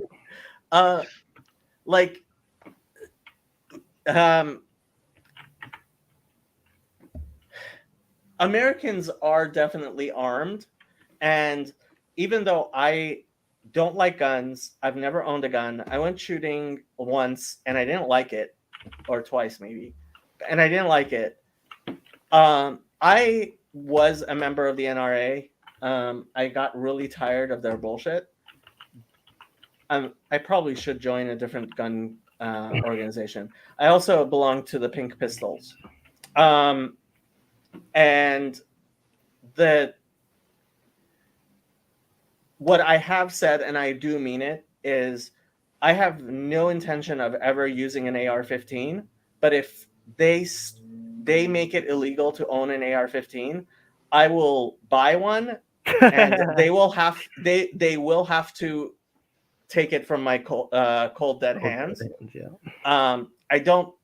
We are way too armed as Americans. There's no way. Gun control is irrelevant. They figured out they can control the flow of ammunition.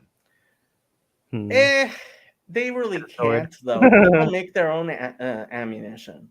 Yeah. Yeah. That's a very popular channel on YouTube because so many people are making bullets in their spare time. Well, people definitely do make their own Get ammunition. that, everyone. We officially endorse. So Dominic says it's about the daily bread $sign. That money's entirely fake. Ever since they took us off the gold standard. Yeah, think I want you to call it know coupons. what happens when I do Coupons. Coupons. Yeah. Yeah, you're just wrong. I'm not. They're very useful Yes, yes, coupons yes. as long as everybody plays along. Yeah, but that's what money is. See, this is the thing. I love you, but you are so wrong on certain things. It's like, and you're very right on certain things. Okay, actually, I'll do it. But I'm the only person who's actually right all of the time. Right. Right. Right. Lord, please open his pineal gland. Mine too while you're at it. Because honestly, What are you drinking? it's just chemically creamer laden coffee. Okay. I'm working on it. I got off of sodas because of the White Death sugar. Okay. And that's as far as I've made it. Is onto creamer laden coffee. Okay. Yeah. I drink tea. I drink a lot of tea. I like tea. I've heard good things about that mushroom stuff. What's it, kombucha? I guess. I don't know. Yeah. So what else are we going to talk about, Grim? Tell me the biblical story of that time King David got the hots for that lady on the roof. Bathsheba? Yes. Because like I Oof. recently was on Nodrick's channel doing a line by line of Hallelujah, and it's referenced in there. You could also do Samson since I've shaved, but one of those two, please. Okay, so the story of Bathsheba. Ooh. So the simple version Quick of and the dirty. story And he's back. is that David saw her bathing on the roof. And her husband was away at war. I think he seduced her.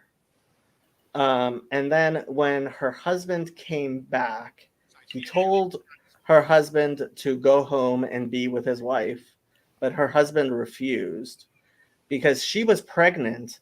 Her husband didn't know that. David did. And David wanted to cover up by having her sleep with her husband so that her husband would think the kid was his.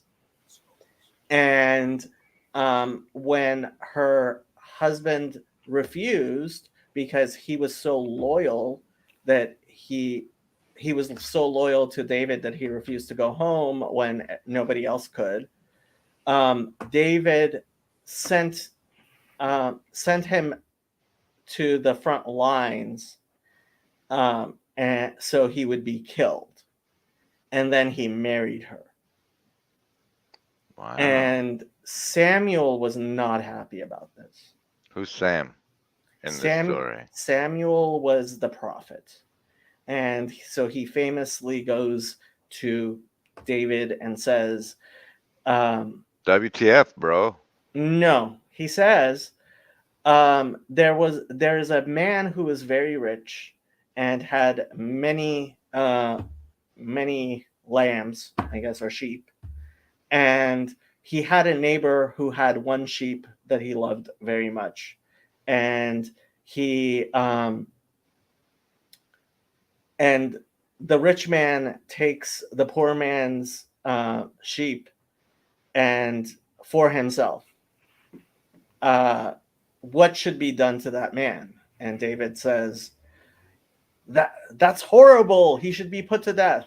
And That man is Samuel says, you are that man. And David says, Dun, dun, dun. I have sinned. And that's most of the story. And then he marries Bathsheba anyway, and they have a child named Solomon. That's the guy who binds all the demons, right? According to the Quran, yes. Wow, wow. So the Quran has Solomon like controlling demons, and you guys are like, nah, man, he was just a regular dude. No, we certainly not. He was just a regular dude. Well, he was the But wise one that was like, cut that baby in half, right? Mhm. Yeah. yes, What that else was does he? solid. What else does he got going for him? Well, Jewishly. he Jewishly. is um, attributed to being the author of Economica. Ecclesiastes, Song of Songs, and I want to say Proverbs. Himiko says, "Why don't you have hair?" Oh my gosh. Before I forget and go back to that, Ben says, "I think maybe she removed the screen around the bath to seduce him. I'm assuming most had screens around baths. I mean, on the roof, According to the song, she was bathing on the roof. she was, yeah, according to the Bible, she was. And he was like a fancy general man, so his roof was probably higher than everybody else's, right? He was the king. No, I meant her roof was probably higher than most other. 'Cause Oh, her right. husband was Yeah, such a- probably. Well, maybe. I mean, it's a difficult story. Why you gotta try and blame it on the lady, Ben? Do you have issues with Oh. women? Gotta believe the women. Believe all women. It's a complicated story in a complicated situation, and there's much to You're say about it. I'll just put it that way. Why don't I have hair? So I would have a beard if I could, but when I grow out my beard, my skin, so I have really rough hair and really sensitive skin, and my skin like cannot take it. Like I end up with like open sores and wounds on my face. So I have to keep my beard short. And as far as my hair, I just hate having to deal with hair. I used to have really long hair though when I was in high school. I'm also pretty bald on top. Trying to imagine that, it's really hard. Ben says Quran is fiction. Oh, Okay. I mean, totally not offending anyone here on this podcast. I'm not a huge fan of the Quran. I'll put it that way. Actually, well, it's hard to something- find a good woman now. This is true. Especially if you're looking in the internet. You look beautiful bald anyway. I love you, man. I actually think that I'm Himiko, I don't know you. I think this is your first time on this channel. It's bad recently too. I believe, unless you're like somebody on BOM that I don't know, Or just somebody that's terribly forgettable and has been here at every stream. or a good man also. Yeah. Jacob yells at me for not having a woman. I yell at everybody for not having a woman, including myself. All men should find their other half because you are an incomplete person until you are married. That is the Jewish law. Words of wisdom. There aren't any hot chicks hanging out at the well anymore, bro. Come on, man. You know what? So Shelly is married to Nate and about to have a kid, and they met on Bridges of Meaning. That's not a well. You're a well. My point was there's not hot chicks at the well anymore. Yeah. Anyway, I'm gonna smoke again because I have the Cassidy- power now. Cassidy is engaged to Ferdy, and they met on BOM as well. So Was that the new one? I think that one was like this week. She revealed. no, it was revealed a little bit back. Although she may have said it. She also said it. She said it on the Q&A, I think. Yeah. Yeah. It was like this But- week was one of them. I thought it was. But we've known about that for a while. Ah. Like Mhm. when she Open went to the Netherlands, it was obvious. Like she was Mm. going to see Ferdy. And yeah, so they're getting married. Yay! So that's like nice. You're nice. Bridges of Meaning has had two, well, has had There's a one Discord marriage, baby, Discord one half a baby. kid, and one half a marriage. Dominic says, "Damn, I got to get back on BOM." The women on BOM go very quickly. In fact, I don't know. I don't know if there are many single women left on BOM. So they are a scarce resource.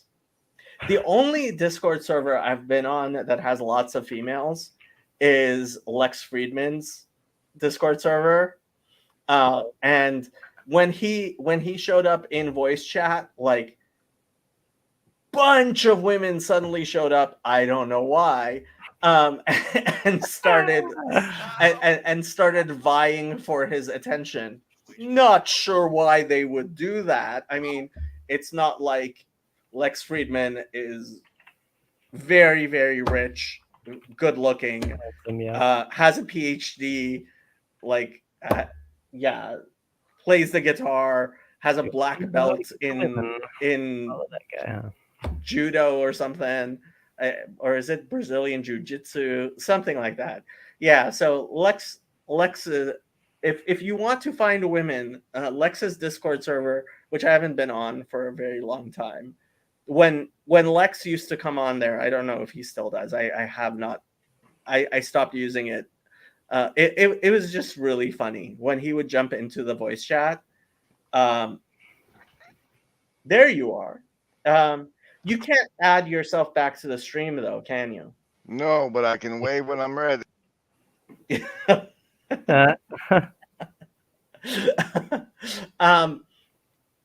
So when Lex would show up on the voice chat, like it was the only Discord voice chat I have ever heard of where there would be lots of women chiming in and more women than men.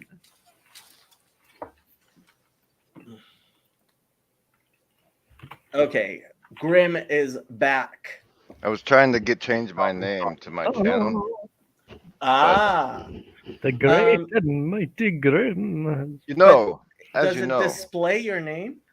Oh, I don't know. It's just down here in the bottom left where I'm looking at it.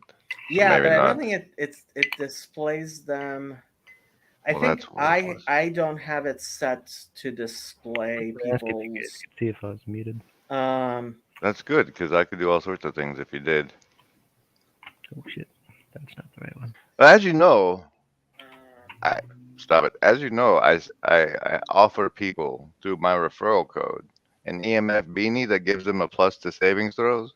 But we're incorporating this new system where you can earn bonuses to the next live stream saving throw through other activities. And anybody here who watches my next live stream, if you choose social on the saving throw, you get a +1 for seeing this. Gamification, baby. It's the wave of the future. Reality augmenting. See, they're pitching the augmented reality stuff, but no. We're Grim, reality have you listened to my podcast? No, it's on Spotify. It is on Spotify. You don't have Spotify. No, and like the only reason Weinstein and You need Spotify to watch Spotify? Pajot put their stuff out there is for monetary reasons, and like you're following along like a little sheep. I don't trust those guys. I'm actually trying to get more people onto Spotify because Spotify is where Uncle Joe is, and Uncle Joe was my most valuable player of 2021. What does most valuable player mean? The person who did the most to actually bring sanity back to our society. How did he do it? How did Uncle Joe do something last year to help bring society? Sorry, I don't even know who that is, by the way. Joe Rogan. Oh, yeah, people like him a lot. I think his long form conversations, especially his standing against the gender transition of children and the insanity with COVID and the whatchamacallit, the women in sports stuff. Yeah. Uh, He's the finest in controlled opposition. I don't think he's controlled opposition. I don't even think he's opposition. The funny part is he thinks of he very clearly says I'm on the left. He is on the left. I am definitely biased on that guy, on my view of that guy. He made me try drugs instead of living clean. Right, that is exactly what I'm talking about. Bad choice. Because you can like clean off your pineal gland by like not putting pollutants in your body, and he's like, no, just take these pollutants. My friends sell them. They're nootropics. Yeah. But you know, we do need a counter voice that's Not- approved by the mainstream. He's not approved by the mainstream. They've definitely tried to Approved by bring me. him down. Or They've did they definitely make, tried. or did they make a big drama LARP to make it seem that way because he's controlled opposition? I was literally talking I don't think he's controlled opposition. about drugs. I think Joe Rogan is the type of person. Joe Rogan and Tucker Carlson are the two people I have great hopes are I like Tucker. inserting sanity into the mainstream. Which is needed. Why don't you put your great hope in me? I I could use some more hope. I'm pretty sure Joe and Tucker both have plenty of hope in them already. But no. My hope is not in terms of my hope is they're actually doing stuff. Ben says, I don't know about Rogan, but Elon is definitely controlled opposition. I don't think so. I don't trust Elon. I don't think I think the reason he's doing what he's doing is because he sees which way the wind is blowing. And I think he's right. I think he is capable of seeing that the 2022 elections are going to seriously go against the Democrats. And both parties are terrible.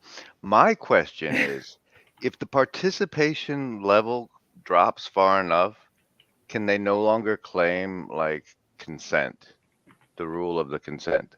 Meanwhile, your state legislature people are completely allowed to invoke an Article 5 constitutional convention, which would really spice things up. I am totally opposed to a constitutional convention. That's why Completely it's a good idea. The Jews don't like it. I don't know if I count as the Jews. You do for me, bro. Why did you guys trick us into reading and writing backwards? When you knew it was right to left, why did you guys have us do it the other way? First of all, T, I don't mind if you curse. Okay. Second, so actually, people have been talking about this in our corner of the internet, and you haven't been paying attention, Grim. Yeah. I've been very distracted. Which is that apparently the reason that Hebrew was always written right to left. Greek, which took the Hebrew alphabet, was also written right to left. Then they started writing, and they called it, I forget what the Greek name of it is, but it means as the plow goes, which is they wrote right to left until they got to the end of the sentence. Then they wrote left to right, and then right to left, right? And then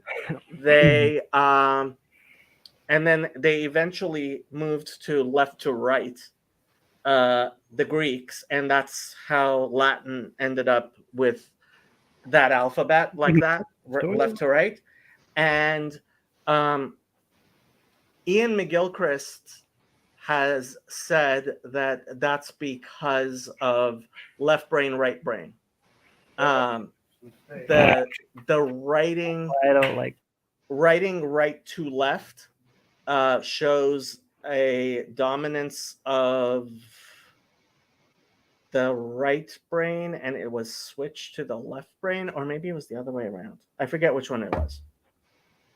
But he says it has to do with So the second part of his book, The Master and His Emissary, it looks at broad societal trends in left brain and right brain dominance, and I think he said that that's why the Greeks switched from right to left to right. Well, I think it's backwards because you bring things closer with your right hand and push them away with your left. Ian McGilchrist knows more about this stuff than I do. And I agree with Ben. Constitutional convention could be risky. That's the thing. As risky as the children slicing their own off? No. Well, they're not slicing their own off. It's the doctors that are slicing Yes, them yes, off. they're becoming And- permanently medicated. And our medical establishment isn't doing anything about it. I think the Republicans are definitely taking the wrong tack at this. You don't go after the parents, you go after the effing Schools. doctors. What? Doctors. Those are the priests of our culture. You can't go after the priests. Yes, you can. Only if you're a prophet.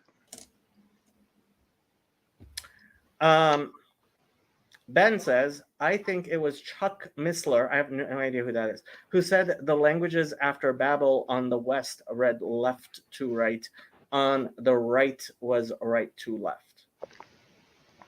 After I have no idea who that is, and I don't see much. I think he's a Phoenician. I would be very surprised if there was a Phoenician named Chuck Missler. What were we talking about? All sorts of things. What you want to talk about now? Well, this is my just chatting stream. I am going to continue just chatting as long as people are interested for at least another 50 minutes. I do want to finish my third episode of Post Platonic. What's it about? This one is going to be about repentance and Germany. So the songs that I have chosen so far are, where's my thing? Are Deutschland by Rammstein, Ride of the Valkyries by Richard Wagner, 99 Luftballons by Nina, Bei mir bist du schön by the Andrews Sisters, Springtime for Hitler Part 1 and Part 2 by Mel Brooks. Not necessarily in this order. So Post Platonic, your podcast is a radio show? Kind of, yeah. It's a similar idea. It has music and prose reading. So the prose that I am so far considering doing is this quote from Yuval Noah Harari. Do you know who that is? Does he? No. He's a mouthpiece for the establishment. And what he says is, we need the Germans to, I mean, they are now the leaders of Europe, certainly after Britain left in Brexit, and we need them to, in a way, let go of the past and be in the present. If there is really one country in the world that, as a Jew, as an Israeli, as a historian, that I trust it not to repeat the horrors of Nazism, that's Germany. 99 red Luftballons. Yeah. Hey, how's that third tempo coming along? I'm still thinking it might land as a UFO. That's my current thought. I heard a notion that it was like the online sphere is going to. No, I think there's actually going to be a building there. How that building gets there is the question. I was also going to do paragraph 21 from the encyclical of Pope Pius XI from March 14th, 1937. Can you give me the link and let me do it? Sure. I can put a link to in our private chat in StreamYard. In StreamYard, why not everybody? Where was Mitz? So I actually did a discussion with what's his name? Father Eric on Mit Brennender Sorga. So if people are interested, you can go to. What is but what's the It means three words? with deep anxiety. Those are the first three words of the encyclical. So What's the encyclical? an encyclical is the highest form of teaching of a pope. Ah, first three words of this thing are giving me the link to. So the link is actually to the Wikipedia article. There is a link to the text at the bottom at the Vatican. I don't see it in the studio chat. It's not in the studio chat. It's in the normal chat. Oh, well then. I put it so everybody could see it. There it is. Because democracy. So Sally, are you asking me about my podcast? How do I sort, or what is top drawer for? Are you asking about the podcast? I'm not understanding. Ben says Chuck Missler is a recently deceased Christian. I did not know who he is. Oh, you mean left of stove spatulas? Oh, you were making jokes. Well, don't expect me to understand jokes. I don't understand jokes. I was going to quote paragraph 21 of that encyclical. 21. I'm almost there. Hold on. In your country, venerable brethren, voices are swelling into a chorus, urging people to leave the church. And among the leaders, there is more than one whose official position is intended to create the impression that this infidelity to Christ the King constitutes a signal and meritorious act of loyalty to the modern state.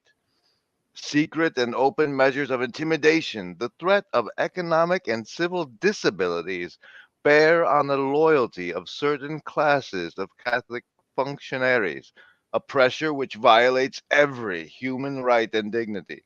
Our wholehearted paternal sympathy goes out to those who must pay so dearly for their loyalty to Christ and the Church.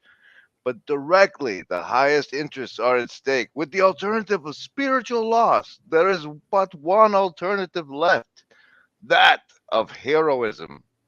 If the oppressor offers one the Judas bargain of apostasy, he can only, at the cost of every worldly sacrifice, answer with our Lord, "Begone, Satan! For it is written, the Lord thy God shalt thou adore, and him only shalt thou serve." And turning to the church, he shall say, "Thou, my mother since my infancy, the solace of my life and advocate at my death, may my tongue cleave to my palate, if yielding to worldly promises or threats, I betray the vows of my baptism. As to those who imagine they can reconcile exterior infidelity to one and the same church, let them hear our Lord's warning. He that shall deny me before men shall be denied before the angels of God. That one? Yeah, I really love that line. With the alternative of spiritual loss, there is but one alternative left, that of heroism. Heroin. Well, I gotta go. Thanks, guys. Oh, he seriously left? He did leave. Grim does that. You're talking about sorting jokes up down with the plow. Memes are more better tilled in the garden. You know, Sally, if you want to come on, you could. Especially now that Grim is gone. Yeah, and bring your son on. That'd be great. Well, you don't have to turn your video on. Some people don't turn their video on. No, I'm talking about audio. We hear that all the time. Oh, well, that's fine. People shouldn't be able to recognize him. So those were two quotes I was going to do. I was going to do the story of the prodigal son, which is Luke 15, 11 through 32. I was also going to do an excerpt from chapter 6 of Mein Kampf. I was also going to do the poem The Bells by Edgar Allan Poe. I think I might actually be interested in that Mein Kampf. I have never really heard that. Okay, so the function of propaganda does not lie in the scientific training of the individual, but in calling the masses' attention to certain facts, processes, necessities, etc., whose significance is thus for the first time placed within their field of vision. All propaganda must be popular, and its intellectual level must be adjusted to the most limited intelligence among those it is addressed to. Consequently, the greater the mass it is intended to reach, the lower its purely intellectual level will have to be. But if, as in propaganda for sticking out a war, the aim is to influence a whole people, we must avoid excessive intellectual demands on our public, and too much caution cannot be extended in this direction. The more modest its intellectual ballast, the more exclusively it takes into consideration the emotions of the masses, the more effective it will be. And this is the best proof of the soundness or unsoundness of a propaganda campaign, and not success pleasing a few scholars or young aesthetes. The art of propaganda lies in understanding the emotional ideas of the great masses and finding, through a psychologically correct form, the way to the attention and thence to the heart of the broad masses. The fact that our bright boys do not understand this merely shows how mentally lazy and conceited they are. Once understood how necessary it is for propaganda in be adjusted, I think that should be to be adjusted, to the broad mass, the following rule results. It is a mistake to make propaganda many-sided, like scientific instruction, for instance. The receptivity of the great masses is very limited. Their intelligence is small, but their power of forgetting is enormous. In consequence of these facts, all effective propaganda must be limited to a very few points and must harp on these in slogans until the last member of the public understands what you want him to understand by your slogan. As soon as you sacrifice the slogan and try to be many-sided, the effect will piddle away, for the crowd can neither digest nor retain the material offered. In this way, the result is weakened and in the end entirely canceled out. Thus we see that propaganda must follow a simple line, and correspondingly, the best tactics must be psychologically sound. What, for example, would you say about a poster that was supposed to advertise a new soap and that describes other soaps as good? We would only shake our heads. Exactly the same applies to political advertising. The function of propaganda is, for example, not to weigh and ponder the rights of different peoples, but exclusively to emphasize the one right which it has set out to argue for. Its task is not to make an objective study of the truth in so far as it favors the enemy, and then set it before the masses with academic fairness. Its task is to serve our own right, always and unflinchingly.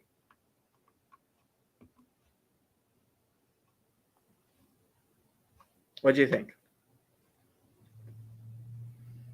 Think propaganda bad. Yeah. Grim brings out the silly. Got to take kiddo to activities. Okay. Taking your kiddo to activities is a good thing. Grim will be back for revenge in part 2. Have a great day, you two. Zero recording kiddo preferred even audio. Have a great day. This is my rural people. This is why rural people rarely comply, we are rarely the masses.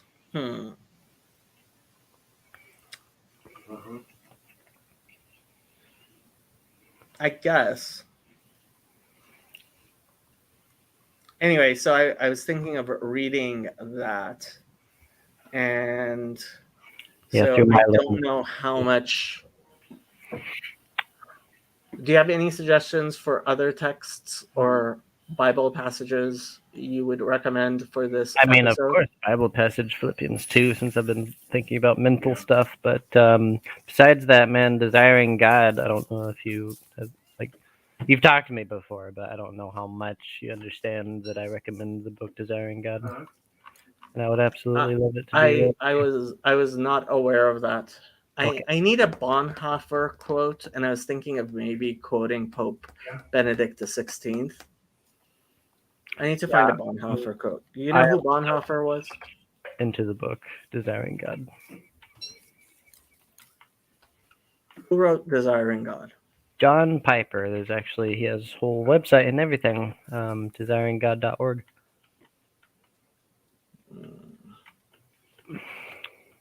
I'd even be willing to just like read it out loud on this stream if you asked me to. I'm ready.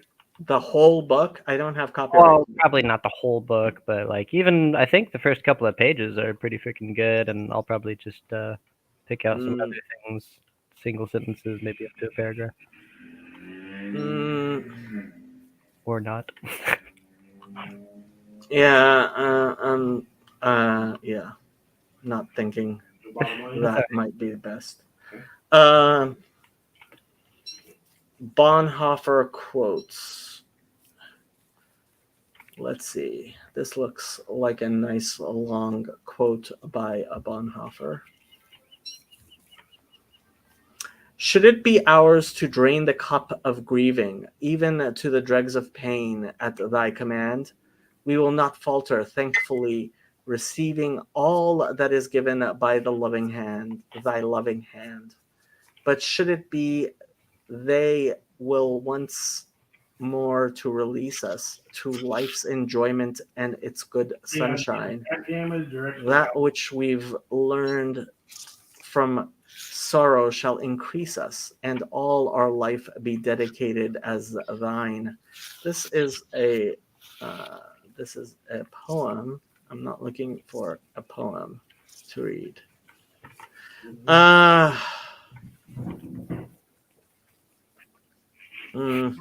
Sorry for that. You were banging the shield, yeah. What are you playing? So that's character. Can you hear it? Yes, I can. Okay, maybe I should just. I'm playing Don't Starve. Okay. Dominic says, "Do you think the whole country will eventually be urban?" No, actually. In fact, I think it's quite possible that as we are better able to do transportation and remote working, that we're actually going to become more and more suburban. So, yeah, more like this, where, I mean, Los Angeles is pretty spread out. It's certainly not like New York, thank God. The woods and landscape will disappear. I don't think so. No, I actually think people are going to be more and more inclined to be more and more distant. There's a lot of people taking on hobby farms. I think hobby farming has become very popular. People who want to grow their own food. And at some point, honestly, I think the people who do so, the wealth inequality has gotten to a point where we need to go back to having personal servants. And as a society, so we haven't been doing personal servants. People have gotten used to doing everything themselves. And I think we need to go back to having a society where people often have domestic help, often have secretaries. Like, it's become more and more of a thing not to have a secretary, and I think that's really bad, and it causes a lot of societal problems. One of which is that the rich people become more and more isolated from the working class, and they don't have people around them who kind of keep them down to earth. The butler speaking into Downton Abbey. I don't know if you watched it. It's actually pretty good, and I think it makes some really important points. Ben says Agenda 21 or 2030. They want everyone in big cities. I don't think that's... Certainly the environmentalists want to reduce the number of people. Like, they want to reduce the impact of humanity, and I think hopefully our society is pushing back against that, and Elon Musk is pushing against stuff like that. And again, it's not because I don't think he's doing it because necessarily he believes in it. I think he's doing it because he sees where we're headed. Dominic says, or just have big families where everyone plays their part. I don't think that does it. I don't think that's good enough. I really think we need to go back to having people hire competent people to do things. It used to be people would hire traveling companions, and what that does in a society is allow somebody who's not rich at all but is very smart to become acquainted with. So British society, honestly, in the 1600s, maybe even into the 1500s, but certainly into the 1600s, 1700s, and 1800s, had a lot of really good, important social mechanisms going on. And we've lost a lot of those. And I think that's a huge problem. I go back to Ramanujan and his ability to go from being a born into a poor family in Tamil Nadu, right, rural India, to being one of the most celebrated mathematicians.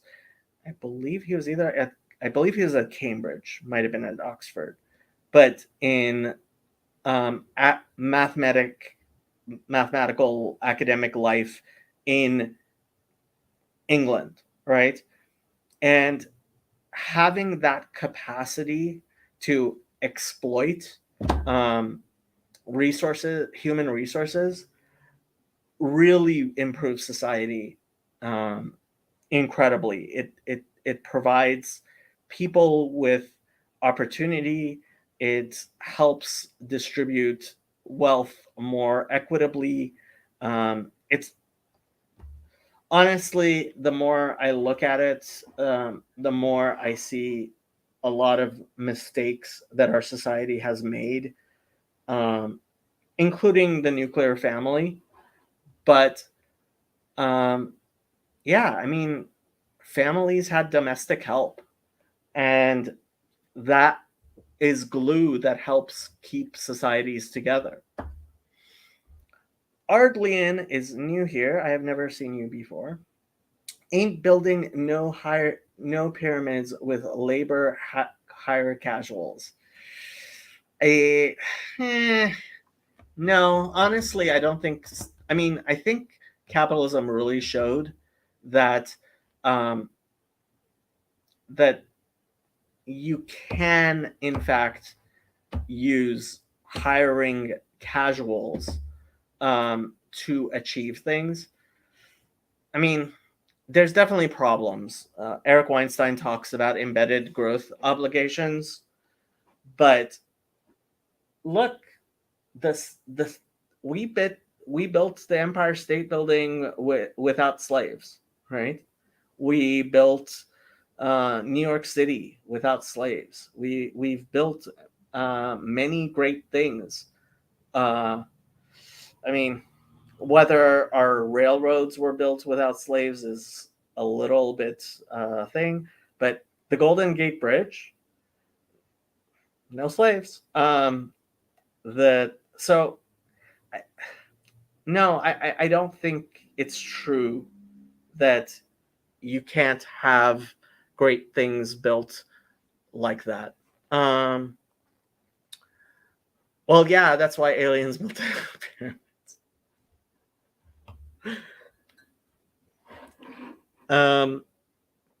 Yeah, I don't think that's what happened. I do think the problem is that our society has stopped wanting to do big projects, big public works projects. And part of that is because the left hates America and doesn't want to do anything great. And the right has been lost in the craziness of the libertarians, and they don't believe that government can or should do anything great. And let's face it, NASA did great things. I think it was really, really good. And honestly, I think most of Elon's projects are actually mostly government funded. He's not a libertarian. He's somebody who knows how to exploit. He's somebody who knows how to exploit the public and read the public. I think he does it very well. I'm kind of glad he does it. I think it's kind of the market defending itself against the insanity that we see in our society. But I don't trust Elon. I still think Elon is a force for good things happening. Okay, people, I need texts, or well, how much music did I put in here? So 1, 2, 3, 4, 5 songs. I need another song, at least. I think I should do at least one more song. So I have Deutschland by Rammstein, Ride of the Valkyries by Wagner. I need Mozart. Mozart would be good. What's a good Mozart for an episode on repentance? I did his Requiem Mass. Maybe I should do Bach. Ode to Joy.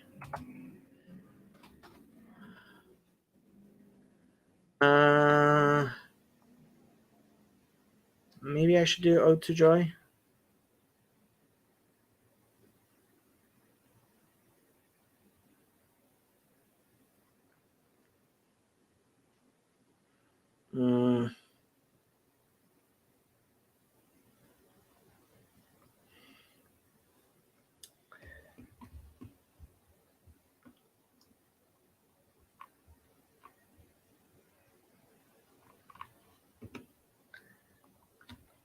Let's see what Bach is available on Spotify. Or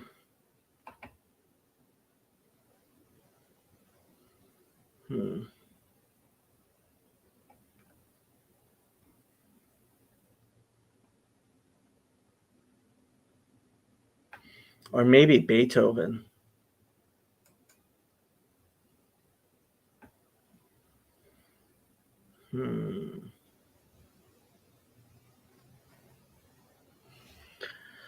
let's Google great German music. Uh,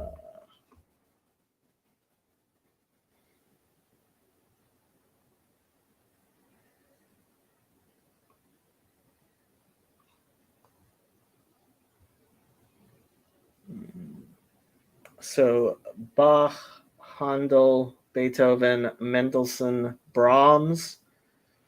I already have a Wagner. I have Strauss. Well, I don't have Strauss. I could do Strauss. Paganini. This is it's the episode is on Germany. Um, if you can think of music that is good as far as repentance goes. Hmm.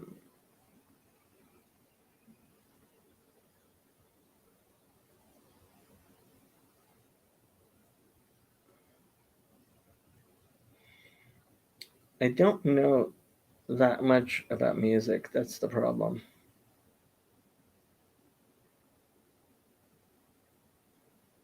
Hmm.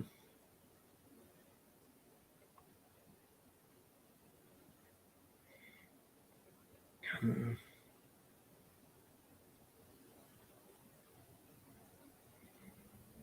Maybe something that um, the Nazis thought was degenerate.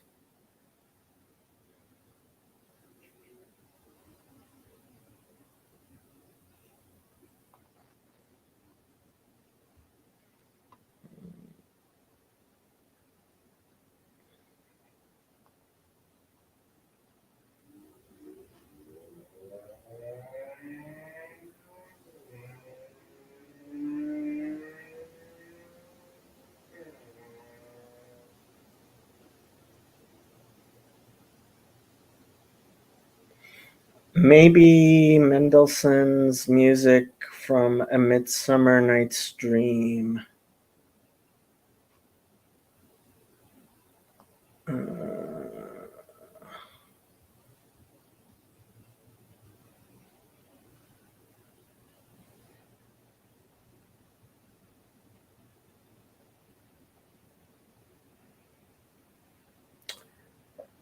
Let's see, Mendelssohn's Wedding March. Maybe I'll do that one.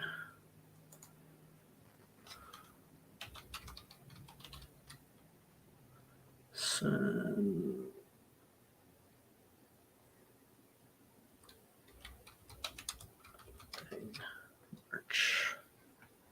There we go.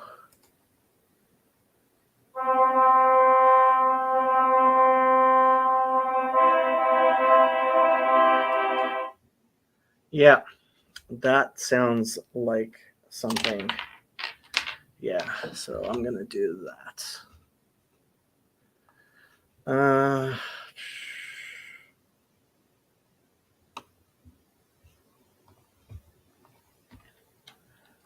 Wedding March.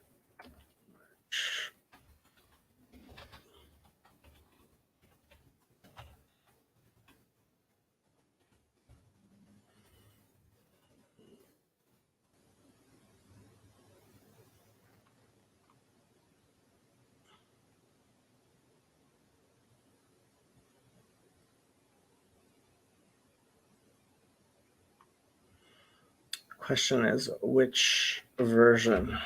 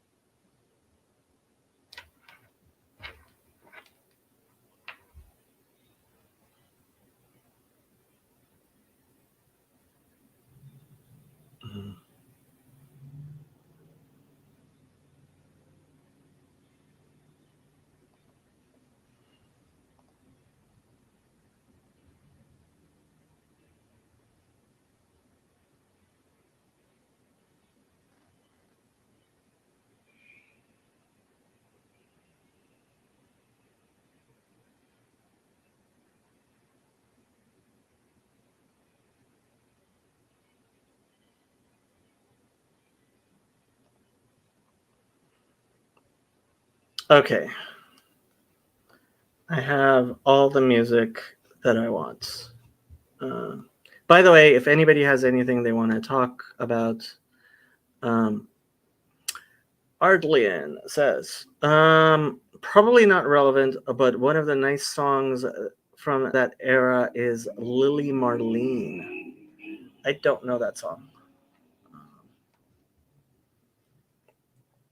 Lily Marlene.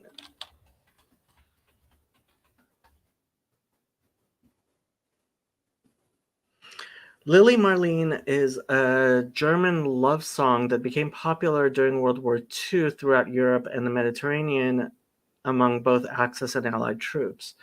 Actually, that sounds like a really good one as well. Thank you. I am going to use this. Let me see what's on Spotify.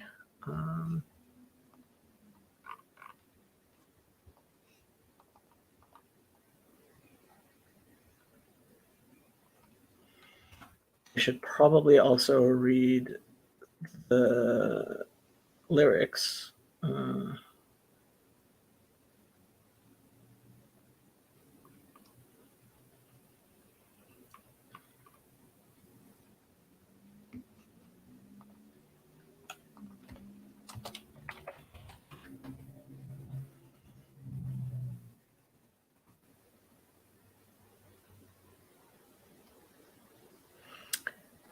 So this is apparently the English version. Underneath the lantern by the barrack gate, darling, I remember the way you used to wait. 'Twas there that you whispered tenderly that you loved me. You'd always be my lily of the lamplight, my own Lily Marlene. Time would come for roll call, time for us to part. Darling, I'd caress you and press you to my heart. And there, neath the far off lantern light, I'd hold you tight, we'd kiss goodnight, my lily of the lamplight, my own Lily Marlene. Orders came for sailing somewhere over there, all confined to barracks. 'Twas more than I could bear. I knew you were waiting in the street. I heard your feet, but could not meet. My lily of the lamplight, my own Lily Marlene. Resting in our billet just behind the line, even though we were parted, your lips are close to mine. You wait there where that lantern softly gleamed. Your sweet face seems to haunt my dreams, my lily of the lamplight, my own Lily Marlene, my lily of the lamplight, my own Lily Marlene. I like it. I like it a lot.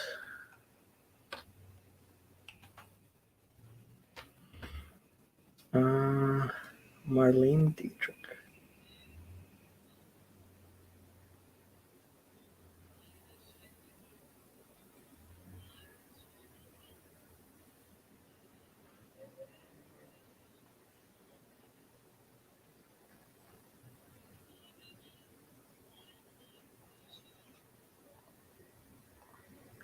Very, very good. Thank you very much for that suggestion.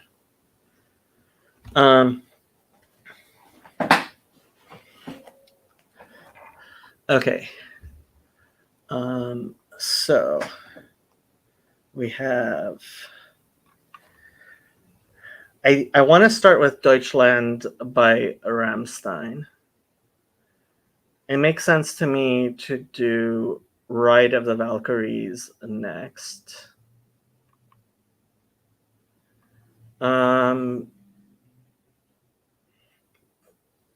Springtime for Hitler.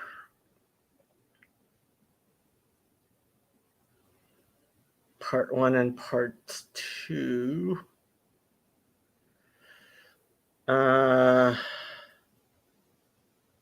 Although by Mir bis du Schein, I think I want to end with By Mir bis du Schein.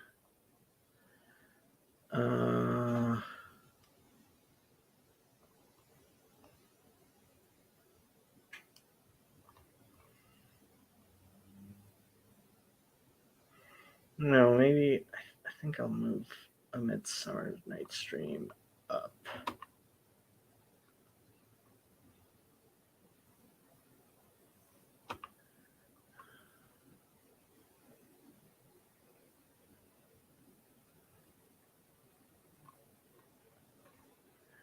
Okay, so we have one song, two songs, three songs, 4.5 songs, 5.5 songs, 6 songs.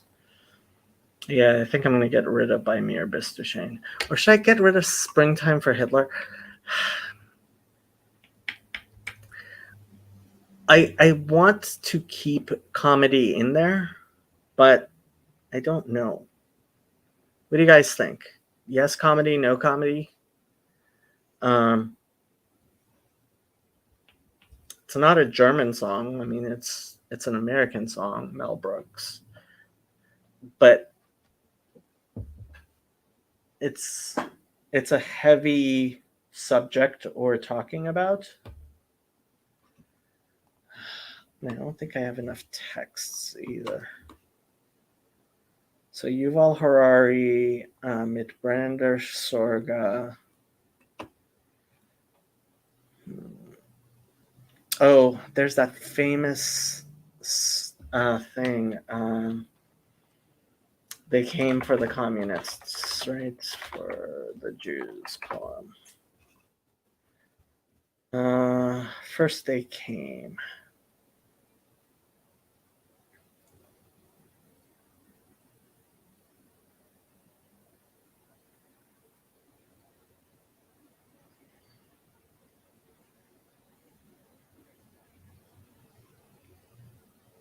Martin Niemöller was a German Lutheran pastor and theologian born in Lippstadt, Germany in 1892.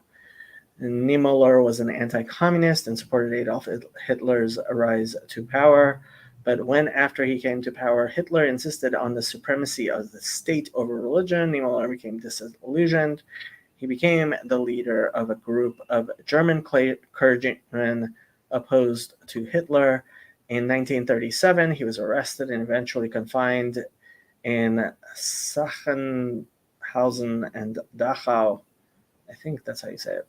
Sachsenhausen? He was released in 1945 by the Allies, so he actually made it. You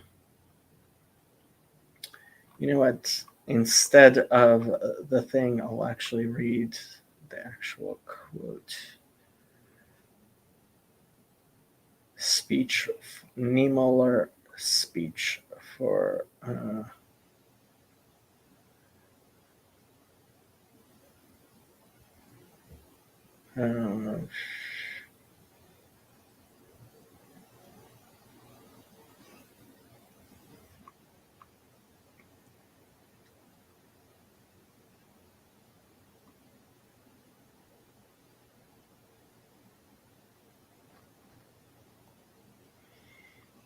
let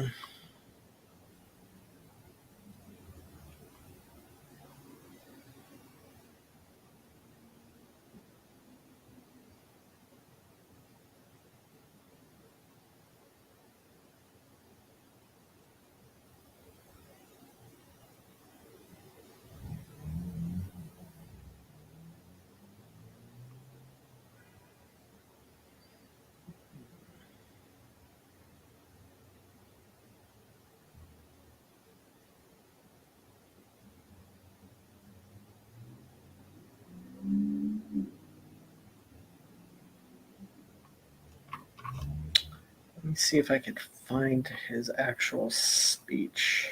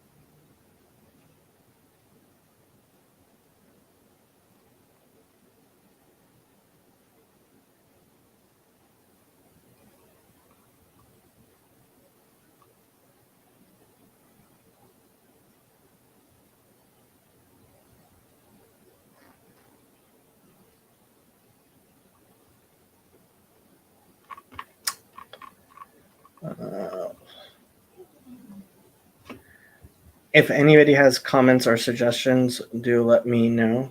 And if anybody actually wants to join the chat stream, do let me know. Let me see if I can find the original speech.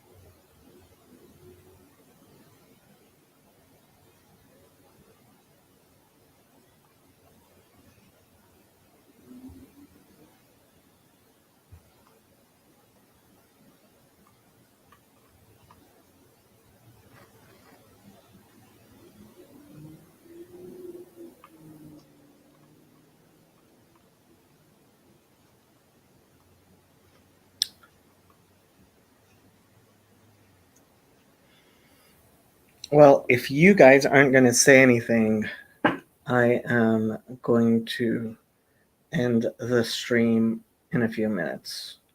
So, and start working more seriously on this.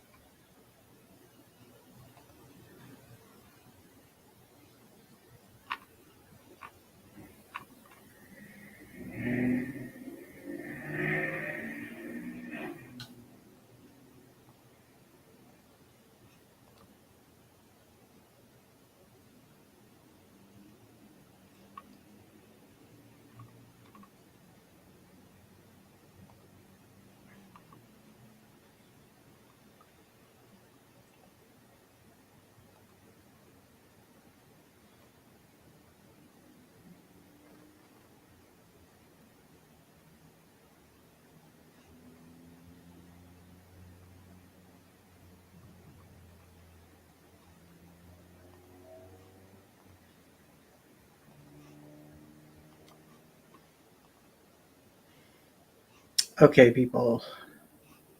Since nobody's saying anything, I am going to end the stream. It was nice talking to you. Hopefully, I will be able to finish this episode sometime today and put it out. I will talk to you guys later.